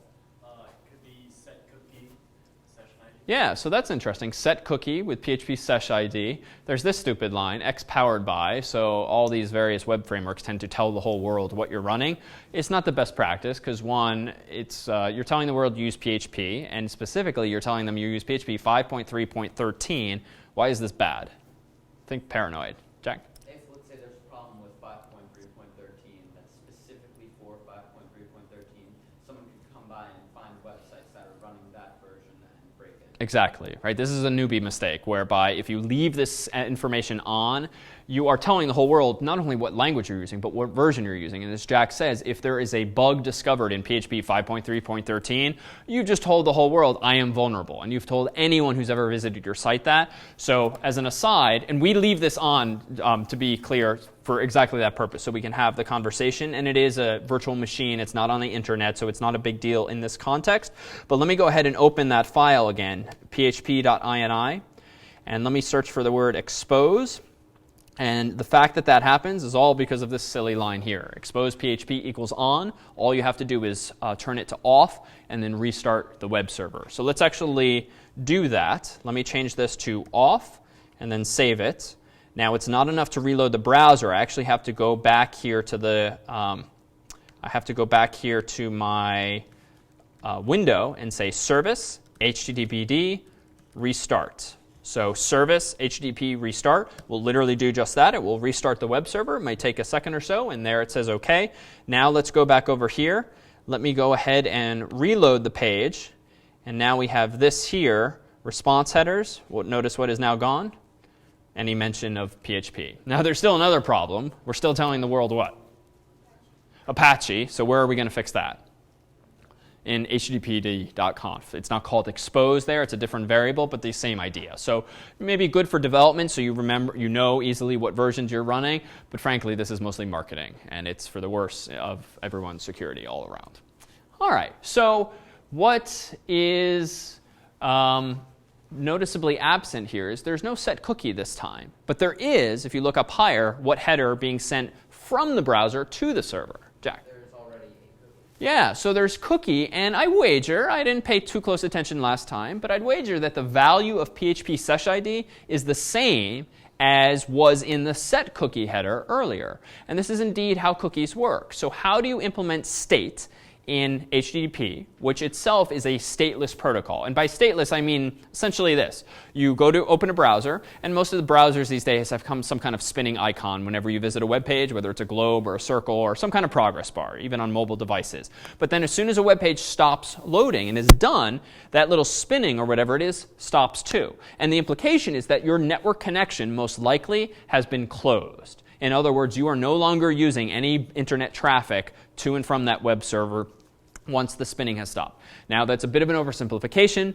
Gmail, Google Calendar, Facebook, and Twitter, and all of these websites that use Ajax could very well be talking behind the scenes. But for a normal website that's not so fancy, the connection is closed. Now, again, how do you remember that the user is logged in? Well, you have to tell them, you have to stamp their hand. So earlier, when we saw the set cookie header, and it said set cookie PHP sesh ID equals C5, UJ, M8, whatever, that was like the guy at the carnival or the club or whatever stamping your hand with a big random number. Now, the server, meanwhile, stores that same big random number somewhere in a database, in a file, but it somehow remembers that it has allocated a user out there that big random number.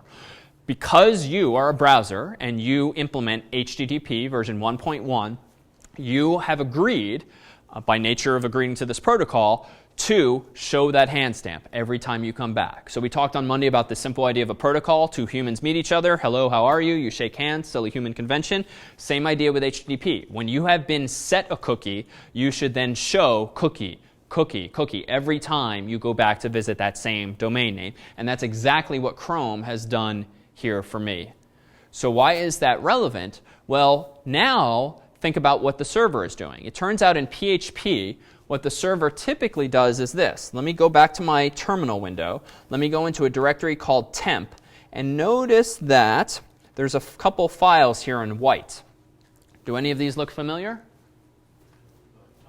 Yeah, the top one. I didn't memorize the whole thing, but I remember C5, UJ, M8, whatever. That is a simple little file called sesh underscore and then PHP sesh ID. It's the same exact value we saw in the browser. So it turns out by default, PHP, to remember the contents of your session superglobal, simply stores them in this silly little file on disk.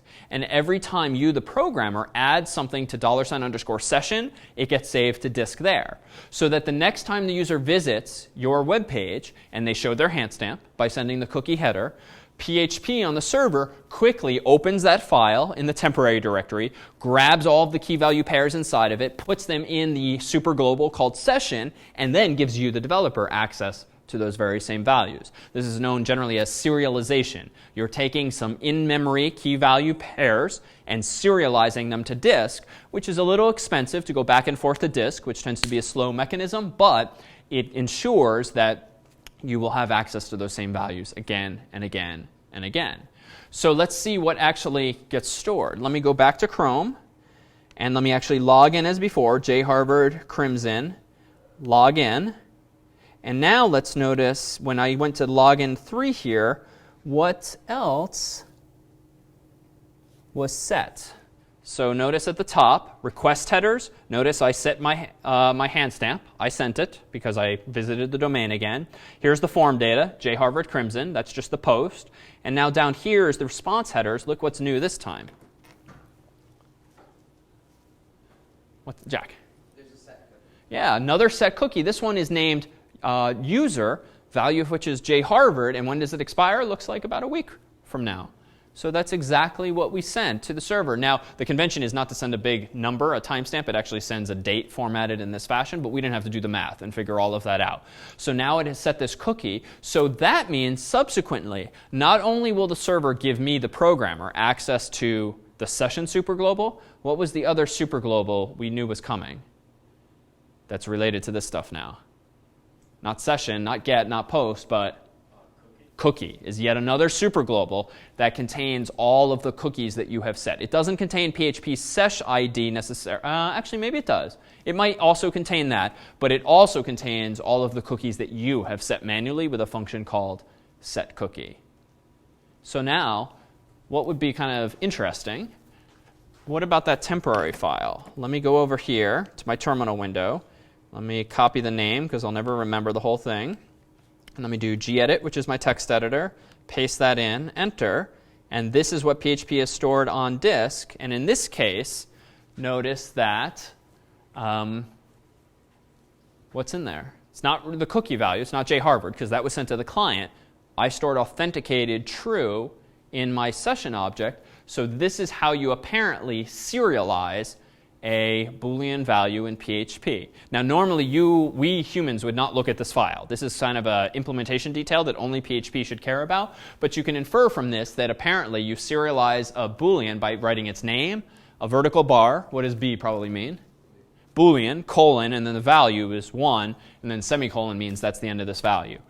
If we had more values, they would just be appended again and again and again. So that's all that's going on here. And it turns out you can move this from disk to a database if you want, but generally sessions are implemented in exactly that way. Any questions on sessions or how that particular feature was achieved? So when we Yeah. plug in with jharvard and the Crimson, where is that information stored in the session? Good question. Where is the information, jharvard and Crimson, stored? It is not stored in the session at all. All that the login file is storing in session is what? Just this Boolean value, authenticated. So in this model, we have forgotten who has logged in, but we have remembered that someone has logged in. So what is stored in the session? Only authenticated equals true. That's it. We could store jharvard's name. And in fact, why don't we do a little tweak here just to make this more clear. So in login 3, in my setCookie line, I'm going to go ahead and do, near my setCookie line, I'm going to do this. Session user equals $_post, quote unquote, user. So let's add this line here. And then let me also open home.php and get really fancy and say you are logged in, comma, HTML special chars, just for good measure. I don't want to do post here because it's not coming from there. It's going to come from session user, close quote, exclamation point. So now let's re-log in. Let me go back here. Let me close this, log out, log in to version 3, jharvard, Crimson. And just to be clear, when I hit login, it's going to be submitted to login3.php. What two session variables are about to be set when I hit submit?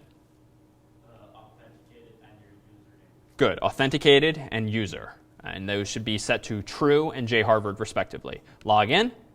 Nice. So notice now I have remembered more. So if I go back to this text file on disk and notice what it looks like now, now we have two values. It's starting to look a little more cryptic because it's not a Boolean, but notice after the semicolon now is user, vertical bar S, which probably stands for string, colon 8, which is the length of jharvard, quote unquote. So that's what's now stored there. So again, session is server side, cookie is client side. So why remember server side that the user's logged in this way? Well, you want the server to be dictating whether or not a user can see a page like home.php.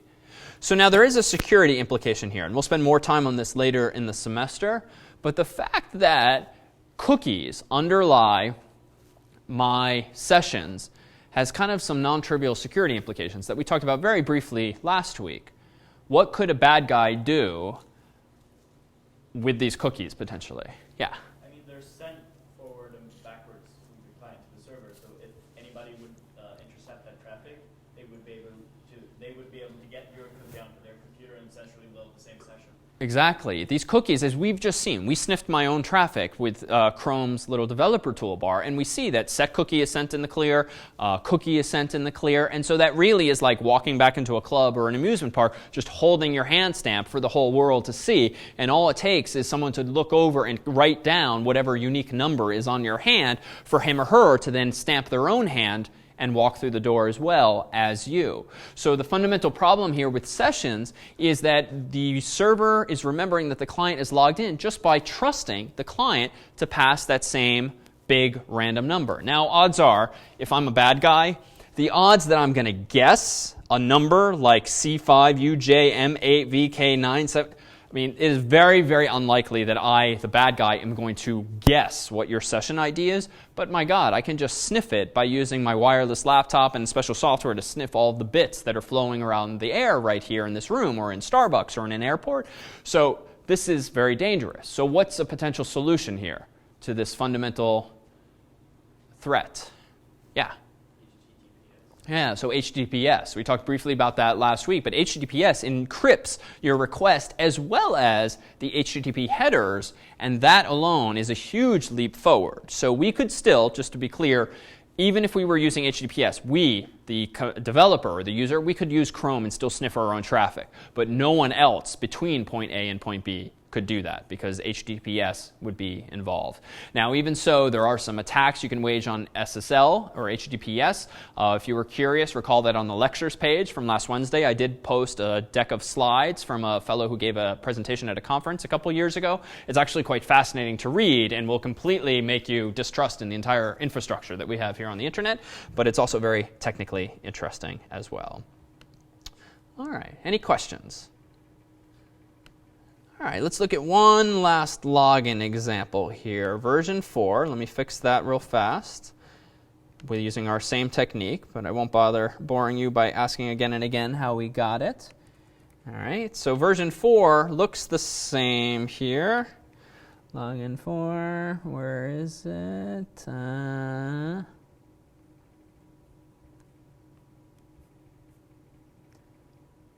Well, actually, let's just look at the code here, because this is a program we don't want to remember, because it is actually quite bad.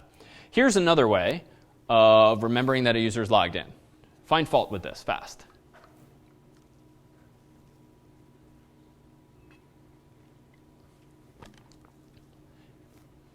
Let me reveal a little more on the screen. First of all, where am I checking username and password this time?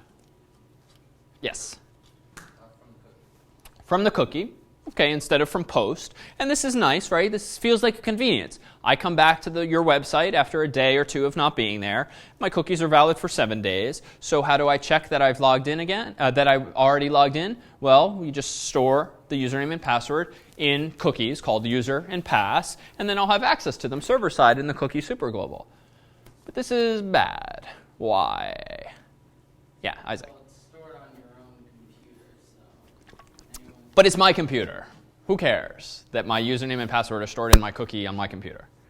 Well, if someone gets your computer, they can log into whatever they want. Exactly. So it's as simple as that. I mean, if your machine is compromised because you have a nosy sibling or roommate or whatnot, and they just have to go poking around the files on your computer, because cookies are, for when they're persistent for multiple days, they don't get stored in RAM, they actually get stored in disk, a file somewhere on your hard drive, and it depends on what browser you're using where it is, but it's somewhere in your home directory, somewhere buried in some seemingly innocuous directory, but there could be a lot of juicy stuff in there, among which might now be your username and password. And what else here is a little worrisome? Anything else? Yeah? Well, it's setting this again just through cookies so anyone can really see it happen if they're sniffing through the Exactly. If you're not doing this over SSL, you're just reminding the whole world what your password were. It's bad enough you sent it via post without any encryption. Now you're sending it also via a cookie. And there's another slightly more arcane attack. Recall last week when I did that cross-site scripting attack, which was a fancy way of saying I typed a script tag into...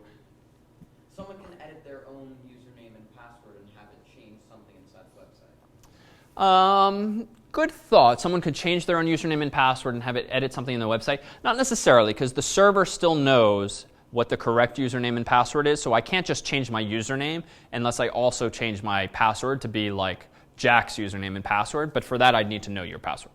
Now, again, I could sniff the traffic, but that's not a threat scenario here, it seems. This one's, yeah? 7-day expiration for password isn't good. Oh, so the expiration of the password is here 7 days. Why is that not good? What happens if people change password? Okay, good. So if I change my password, I've got to remember now to reset this cookie because otherwise I'm going to be sending the wrong cookie and I'm going to be sort of blocked out for those 6 or 7 days. So there too, that suggests let's not store it in the cookie at all. And this one we'll come back to toward the end of the semester when we focus one day on security. But recall last week that I did that silly little attack on myself whereby I typed in a script tag into a form field and then triggered hi to appear on the screen because I tricked my browser into rendering HTML that the user had provided.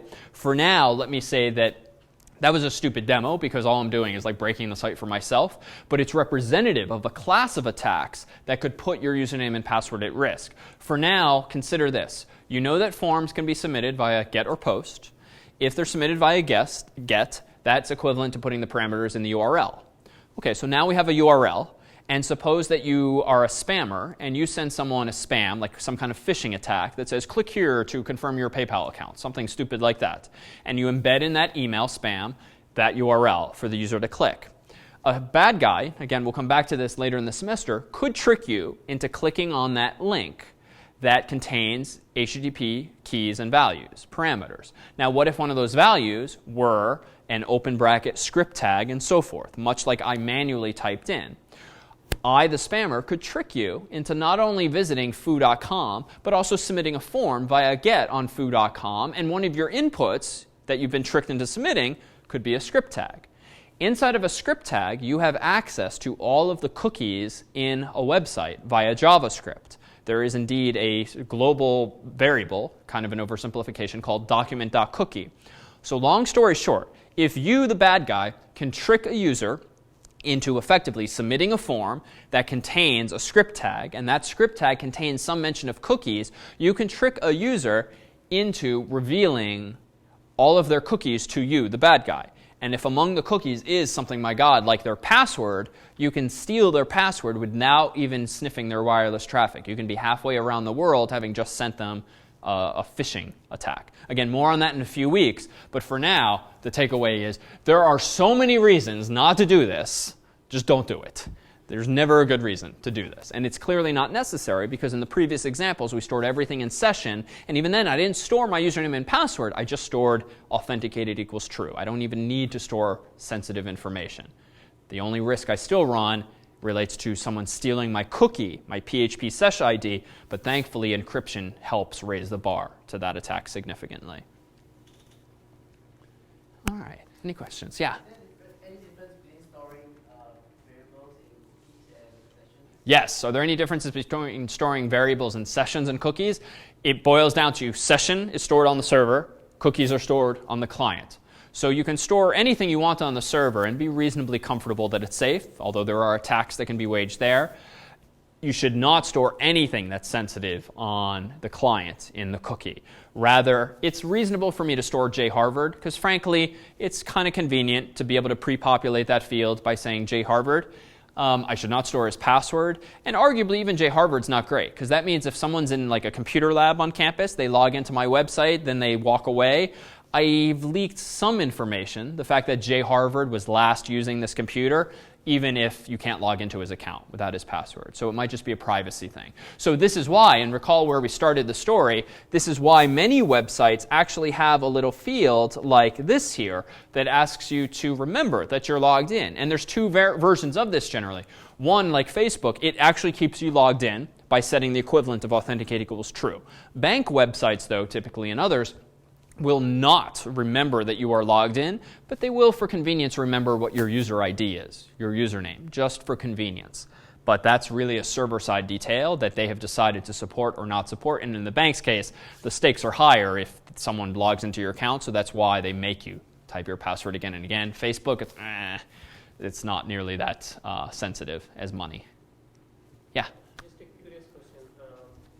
In your code, _session, just authenticated, you just mentioned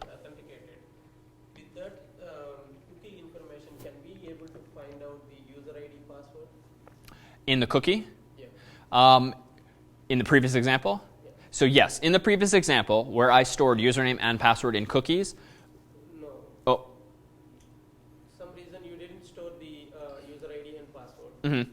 but you just mentioned like authenticated, just authenticated. Okay. With that cookie information, the hacker can able to find out the. Good question. And don't call it cookie information here. It's more session information.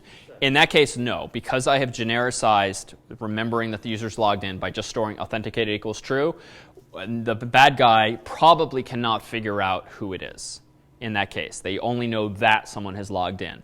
Now, that's not a common case. I did that for the sake of a simple demonstration. The version I did on the fly by also storing in session jharvard so that we could then see it in that text file, that's probably a better version. But at that point, to be honest, if we are implementing something like Facebook, frankly, there's probably so much personal information going back and forth if you're not using SSL. Like it might say, David Malan, your profile. It might say, Dear David, in the email I'm viewing. There's so many other ways the bad guy could infer your identity, independent of cookies and sessions. Jack. So what exactly does the keep me logged in checkbox do? Good question. What that does is it stores on the server a remembrance that the person with PHP sesh ID 555121, whatever the big random number is, should not be asked for their password again. So in other words, they effectively have something like this. Let me open up my text file. And let me go back into login 3. So recall that we keep checking this. If user and pass are set, what Facebook probably does is if is set session remember me or something like that, or the form was submitted. Something like that. This would actually, sorry, I put this in the wrong place. Let's do it like this. Up top. So if is set remember me, then I'm going to do the redirect to home.php. In other words, it's a separate check altogether. If a cookie has been set that represents the act of having clicked on that checkbox, the user is just going to be automatically routed to home.php, and Facebook knows that you're logged in because also in session is probably your user ID or your username, something like that. So it's really as simple as that. And how does that mechanism work? Well, we keep seeing it, but I didn't explain precisely. PHP sesh ID is the result of having called a function at the top of one of your of all of your files. What was that function that I made you promise to call? Yeah. Start underscore session. Close. Session start. Session underscore start. Remember that I said take on faith. You must call this first. What is that doing? It is what's handling for you the act of sending the cookie called PHP sesh ID to the browser so that you have this illusion of statefulness between client and server. Is there an opposite, like end session? There is. Session destroy. We'll kill the session altogether, and there's actually a couple other functions you can call. And if you pull up the php.net documentation for session destroy, they'll show you some common heuristics for blowing away everything in the session. But session destroy. That could be used for some sort of logout. Exactly. That's exactly what. Well, you can use that for logout, or frankly, we could just go back and set authenticated to false, but that won't quite work because false is also set. So if we do that, then we have to be careful about our use of is set and actually check truth values. Yeah. What if the bad guy get my cookie's ID and he pretend on his computer to make the cookie with my cookie ID and just saying that authentication equals true? Good question. So a bad guy could forge your cookie by guessing it or just sniffing it. He cannot change authenticated is true because that is stored on the server. So the bad guy's best chance here is to guess or to sniff somehow the PHP sesh ID of someone who has already logged in and then send that cookie as his own. And this is exactly what's called a session hijacking attack, and we'll come back to that too towards semester's end. Okay, let's go ahead and take a 2-minute break here, and then we'll come back, take a look at this cleaner approach to some of the code we've been talking about known as MVC, and then after that we'll segue, if you'd like, into section as well. So let's take a couple-minute break here.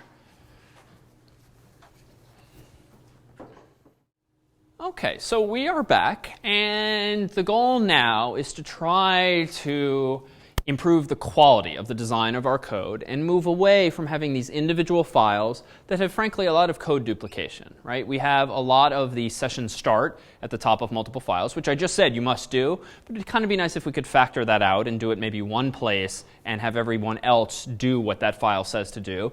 Feels like I've got HTML tags all over the place. I've got body tags, head tags. There's just a lot of code duplication right now, and it feels like this process is just going to get messier and messier the more complex your site gets. So indeed, let's introduce another paradigm altogether, known as MVC, Model View Controller. And we're only going to scratch the surface of this tonight, but we're going to take a step toward making things a little cleaner. This will be a very underwhelming drawing, but it at least will give you a mental model here. So MVC is Model View Controller, and the idea behind MVC is essentially this, whereby, and this is where I get to kind of cheat and do some ASCII art. Okay, that's all I wanted the iPad for, to draw this picture here. So MVC kind of has this triangular relationship among these three concepts known as model, view, and controller. So controller is actually a nice one to start with. So controller does exactly that. A controller is the code that you write that really controls the flow of your entire application. Now, thus far, we haven't really had a controller per se. We've had many controllers. FrostIAMS1.php was a controller. FrostIAMS2 was a controller. Register1.php was a controller. Register2 was. In other words, all of these files we've written thus far are entirely self-contained and self-sufficient. They have their HTML tags that they need. They call session start as needed. They have all the PHP logic at the top. They do everything. There's no sharing of code. Now, MVC, though, proposes that you keep your business logic, so to speak, the real intellectually, some of the intellectually interesting parts of your application in your controller, but you relegate all of the aesthetic stuff to things called views, separate files that contain your HTML. And in particular, it doesn't contain just static HTML. It usually contains placeholders for variables. So for instance, one of the things we copied and pasted ad nauseum today was the head tag and the title tag for all of our various web pages, whether it was in Register1 or Register2 or FrostIAMS1, FrostIAMS2. It was all over the place. Head tags, title tags, all of that again and again and again.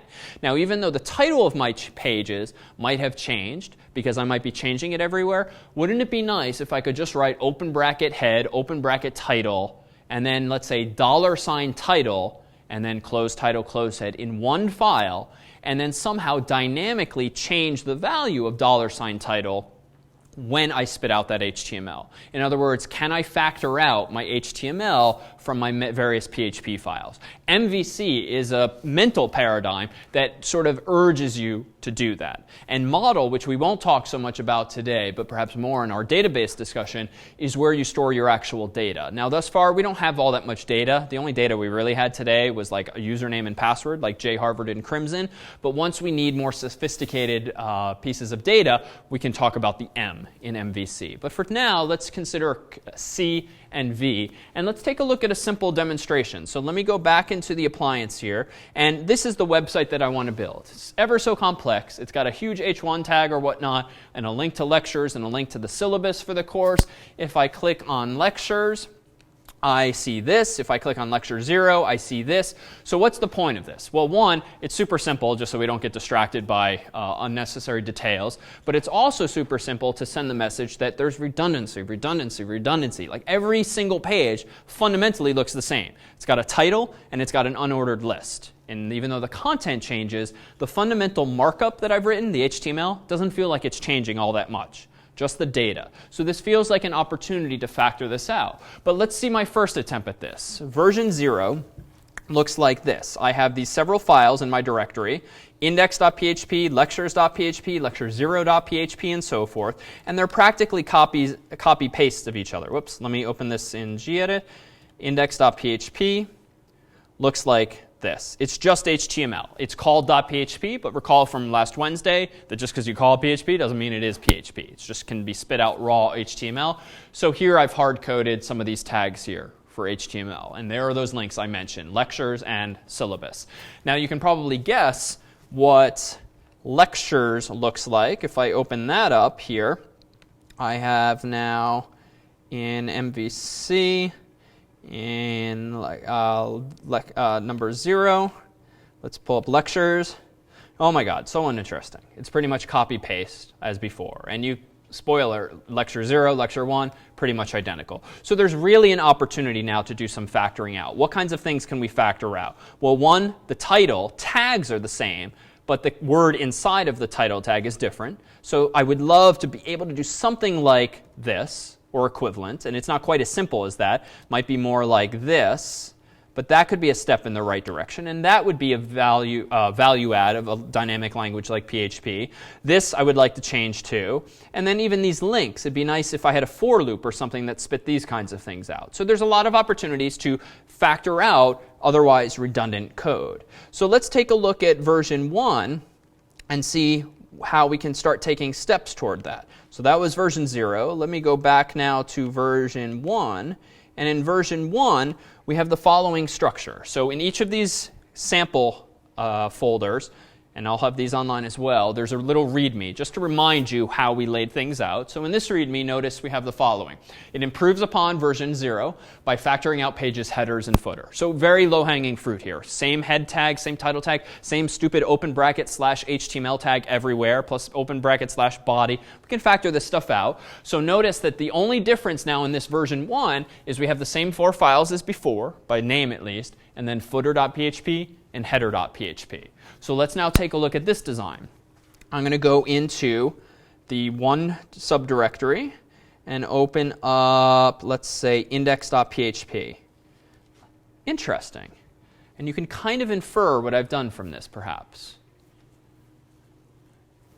This does not look like a valid web page anymore, but what must the implication be? So what does require probably do in PHP? It's a new function. Exactly. Pulls in the PHP code from another file, in this case header.php, and it does the same at the bottom of the page, and it does it in those locations. So where is my body tag probably? Yeah. In the header? Exactly. And the close body tag's probably in the footer. So now let's take a look at header.php. So in header.php, okay, there's a slightly familiar file, even though it's a little abbreviated. Notice that it stops in line 20 once I say CSCI CS75.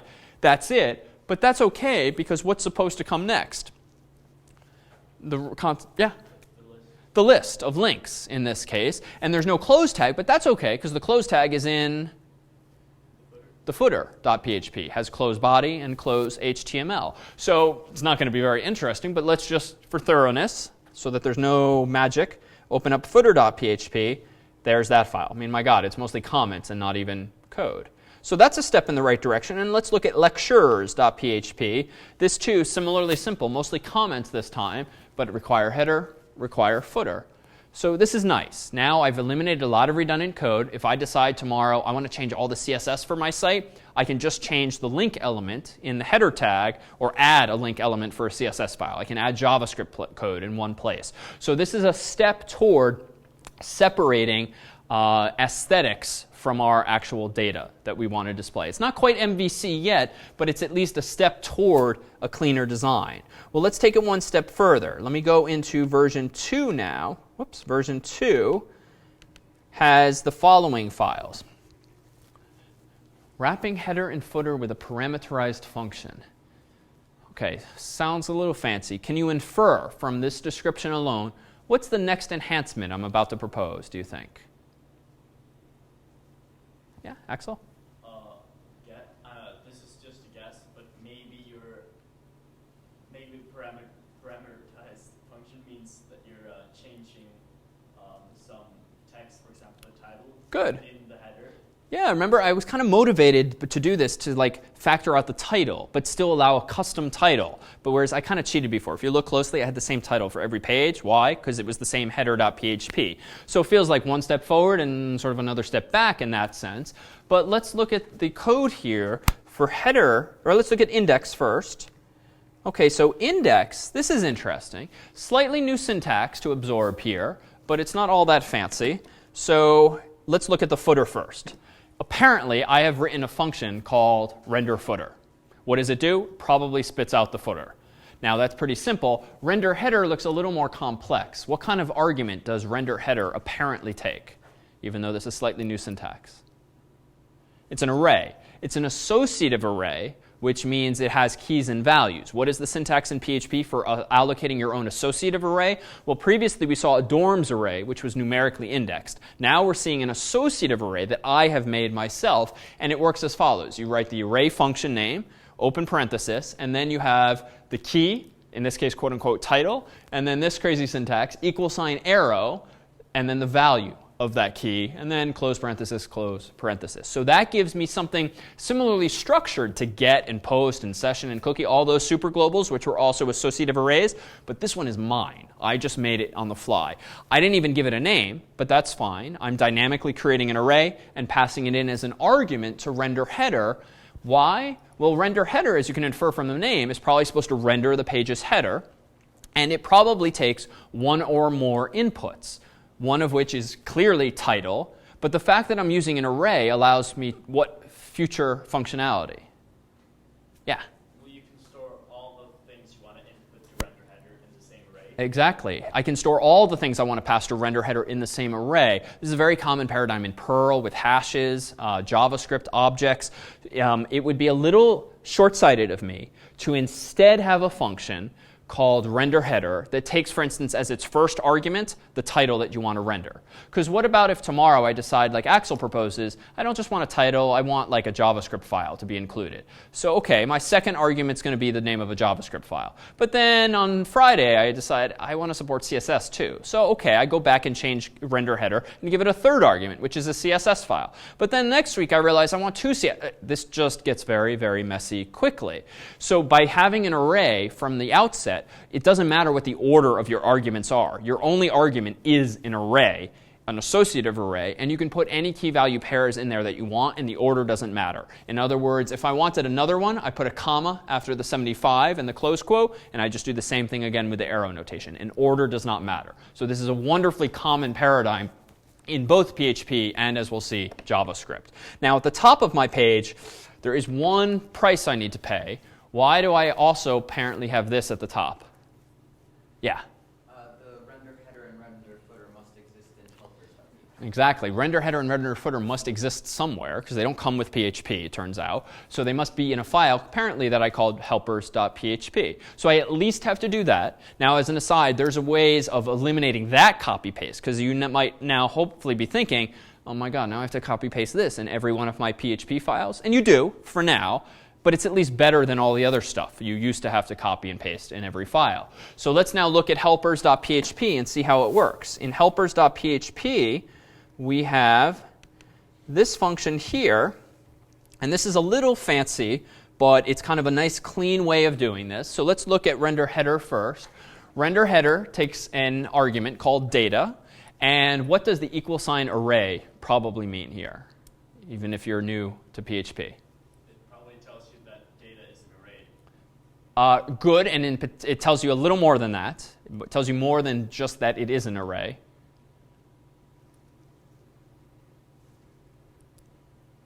How about render footer? Let's infer from render footer. What's interesting about render footer? It's identical in its signature, in its arguments, but how did I call render footer? Did I pass anything in? I didn't. So the fact that there's this equal sign in the declaration of the function means that data is optional, and if the user does not provide an argument, the value of data will be an empty array.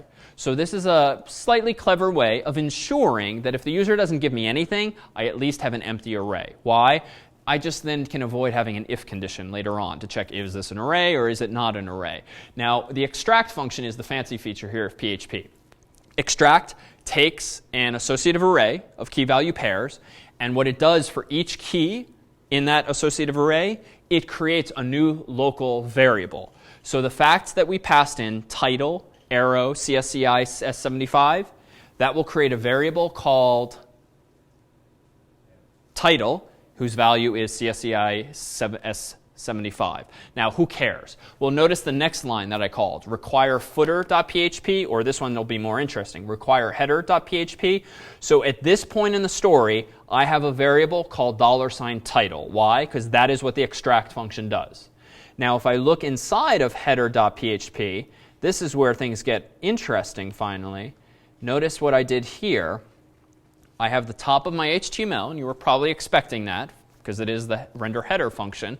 But now I have direct access to $title because I extracted it from the array that was passed in. So what have I really just done? This is sort of a homemade templating engine. So there's this notion in web programming of having templates, where a template typically has a lot of static content like HTML, CSS, JavaScript, and whatnot, and then placeholders for values that you want to plug in. Now, that's exactly what I've done. My placeholder here is $title, but again, I sort of was paying attention to my advice earlier, and I'm using HTML special charge just so that the user, even if it's me, doesn't accidentally pass in some dangerous characters. My template is always going to escape the content here and here. And now I have this very generic way of rendering the title of a page and the header of a page while still parameterizing it in such a way that my pages can all have distinct titles based on the argument I pass into render header. Now render footer, I'll open footer.php. It's a little disappointing because it still looks just like this, but just for good measure, I still gave it the same signature, just so that in the future I can take arguments if I want for whatever reason. For instance, Google Analytics, if you're familiar, is JavaScript code that generally belongs at the bottom of a file, and you might want to pass in a unique identifier for your Google Analytics account. You can think of a bunch of different reasons where your footers might want variables as well. So I just built that with that in mind, even though I'm not using any of them here. So what's the key takeaway? What problems have we solved by introducing render header and render footer, just to be clear, versus the previous version of my website? Yeah? We haven't really solved any problems, but we've We've made the website more effective by actually not typing all the HTML we need multiple times. Okay, so we're no longer duplicating code. So that, frankly, that's a problem solved, because in the previous model, even though we only have a few web pages, if I wanted to change the aesthetics of my website, I'd have to go into every one of those files. If I want to change the structure, I have to go into every one of those files.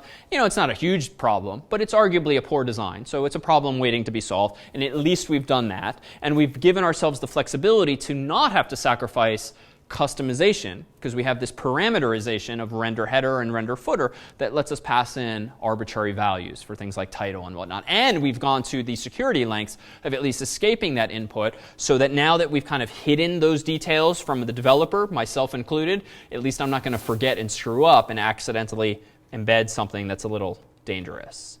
So let's take things a little further in version 3 here, and notice here, I'm going to really generalize these templates. So let's see what this means. Let me go into header.php this time and take a look here. Actually, that's OK. Let me open up this one. So helpers.php has now changed. So what have I apparently done? This is version 3. That was version 2 before. Version 2 had render header, render footer. And what was interesting there was I kind of realized this was kind of stupid. I pretty much copied and pasted the same function, gave it 2 different names, and I just hard-coded header.php in one and footer.php in the other. But what about, let's take this to the next level. And again, this is a more sophisticated design. For the first project, realize we'll walk you through different approaches here. But notice now I have a more generic render function that takes 2 arguments.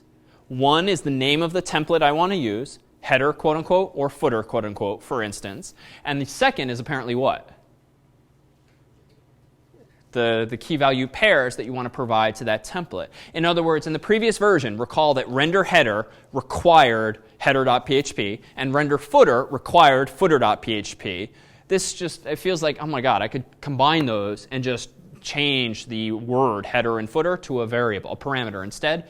And that's exactly what I've done here. And I've added a little bit of sanity checking. One, I first determine the path. So path is going to equal template.php. So what is this?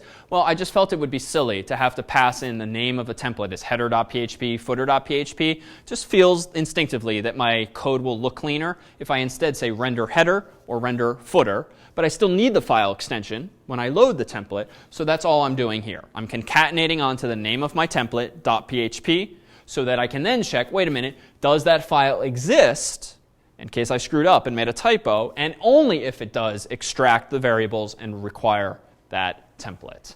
So let's take a look then at what index.php looks like this time. It's almost the same, but it's a little cleaner.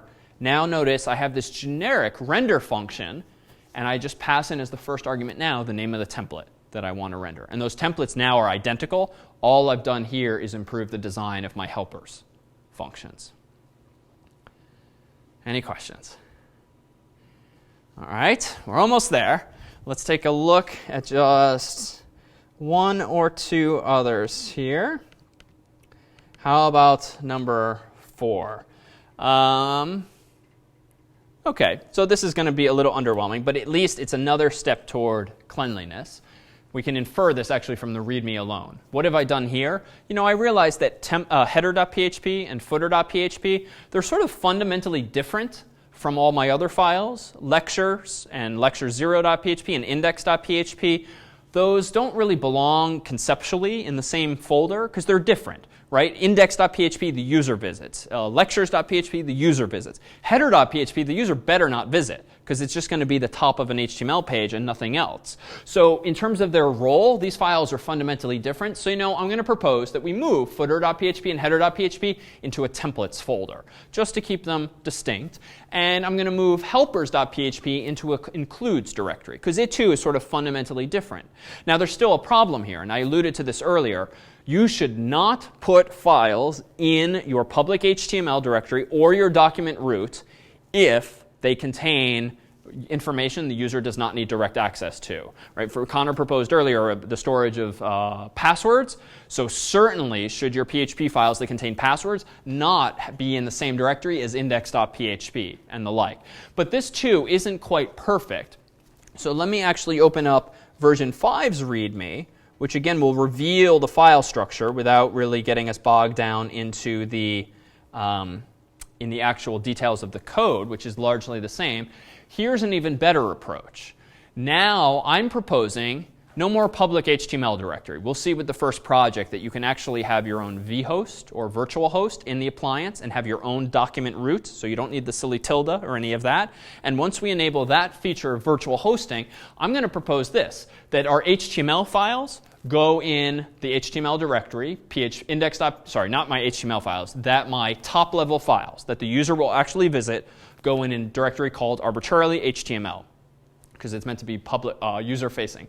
But then in an includes directory that's at the same level as the HTML directory, I'm going to say helpers go, and then templates the same. So we'll see this in more detail next week and with the first project, but now the document root of this website will be the HTML directory. And the implication of that is that anyone on the internet can access files in that document root directory, but they cannot access anything in includes or templates, because includes and templates are not inside what directory? The public web directory, the document root, the HTML directory in this case. And now, too, we have the V in MVC.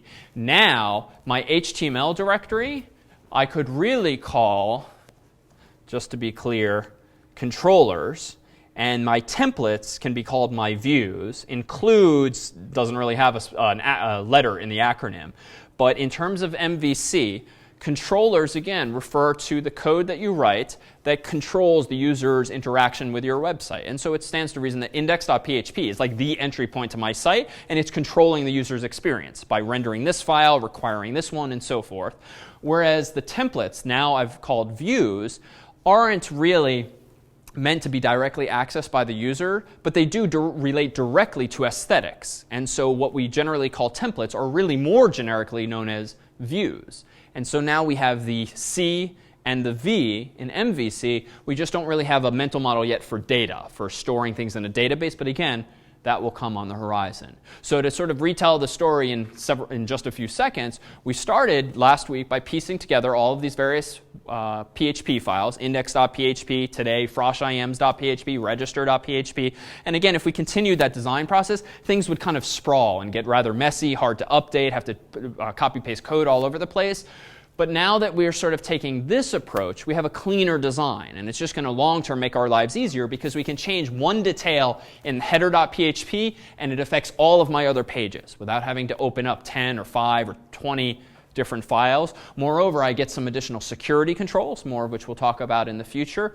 So if you're new to web programming, at least try to appreciate the distinction in terms of design between where we started tonight and now where we seem to be ending in terms of the directory structure and the code design, because those lessons will recur in the first project. Any questions on controllers or views or these refinements of our design practices? No? All right, why don't we officially wrap up here? I'll stick around for questions, and then Peter will be up in just a few minutes to dive into section, more on MVC from him, and that will also be filmed for those of you following along at home. Okay? And no class Wednesday, July 4th.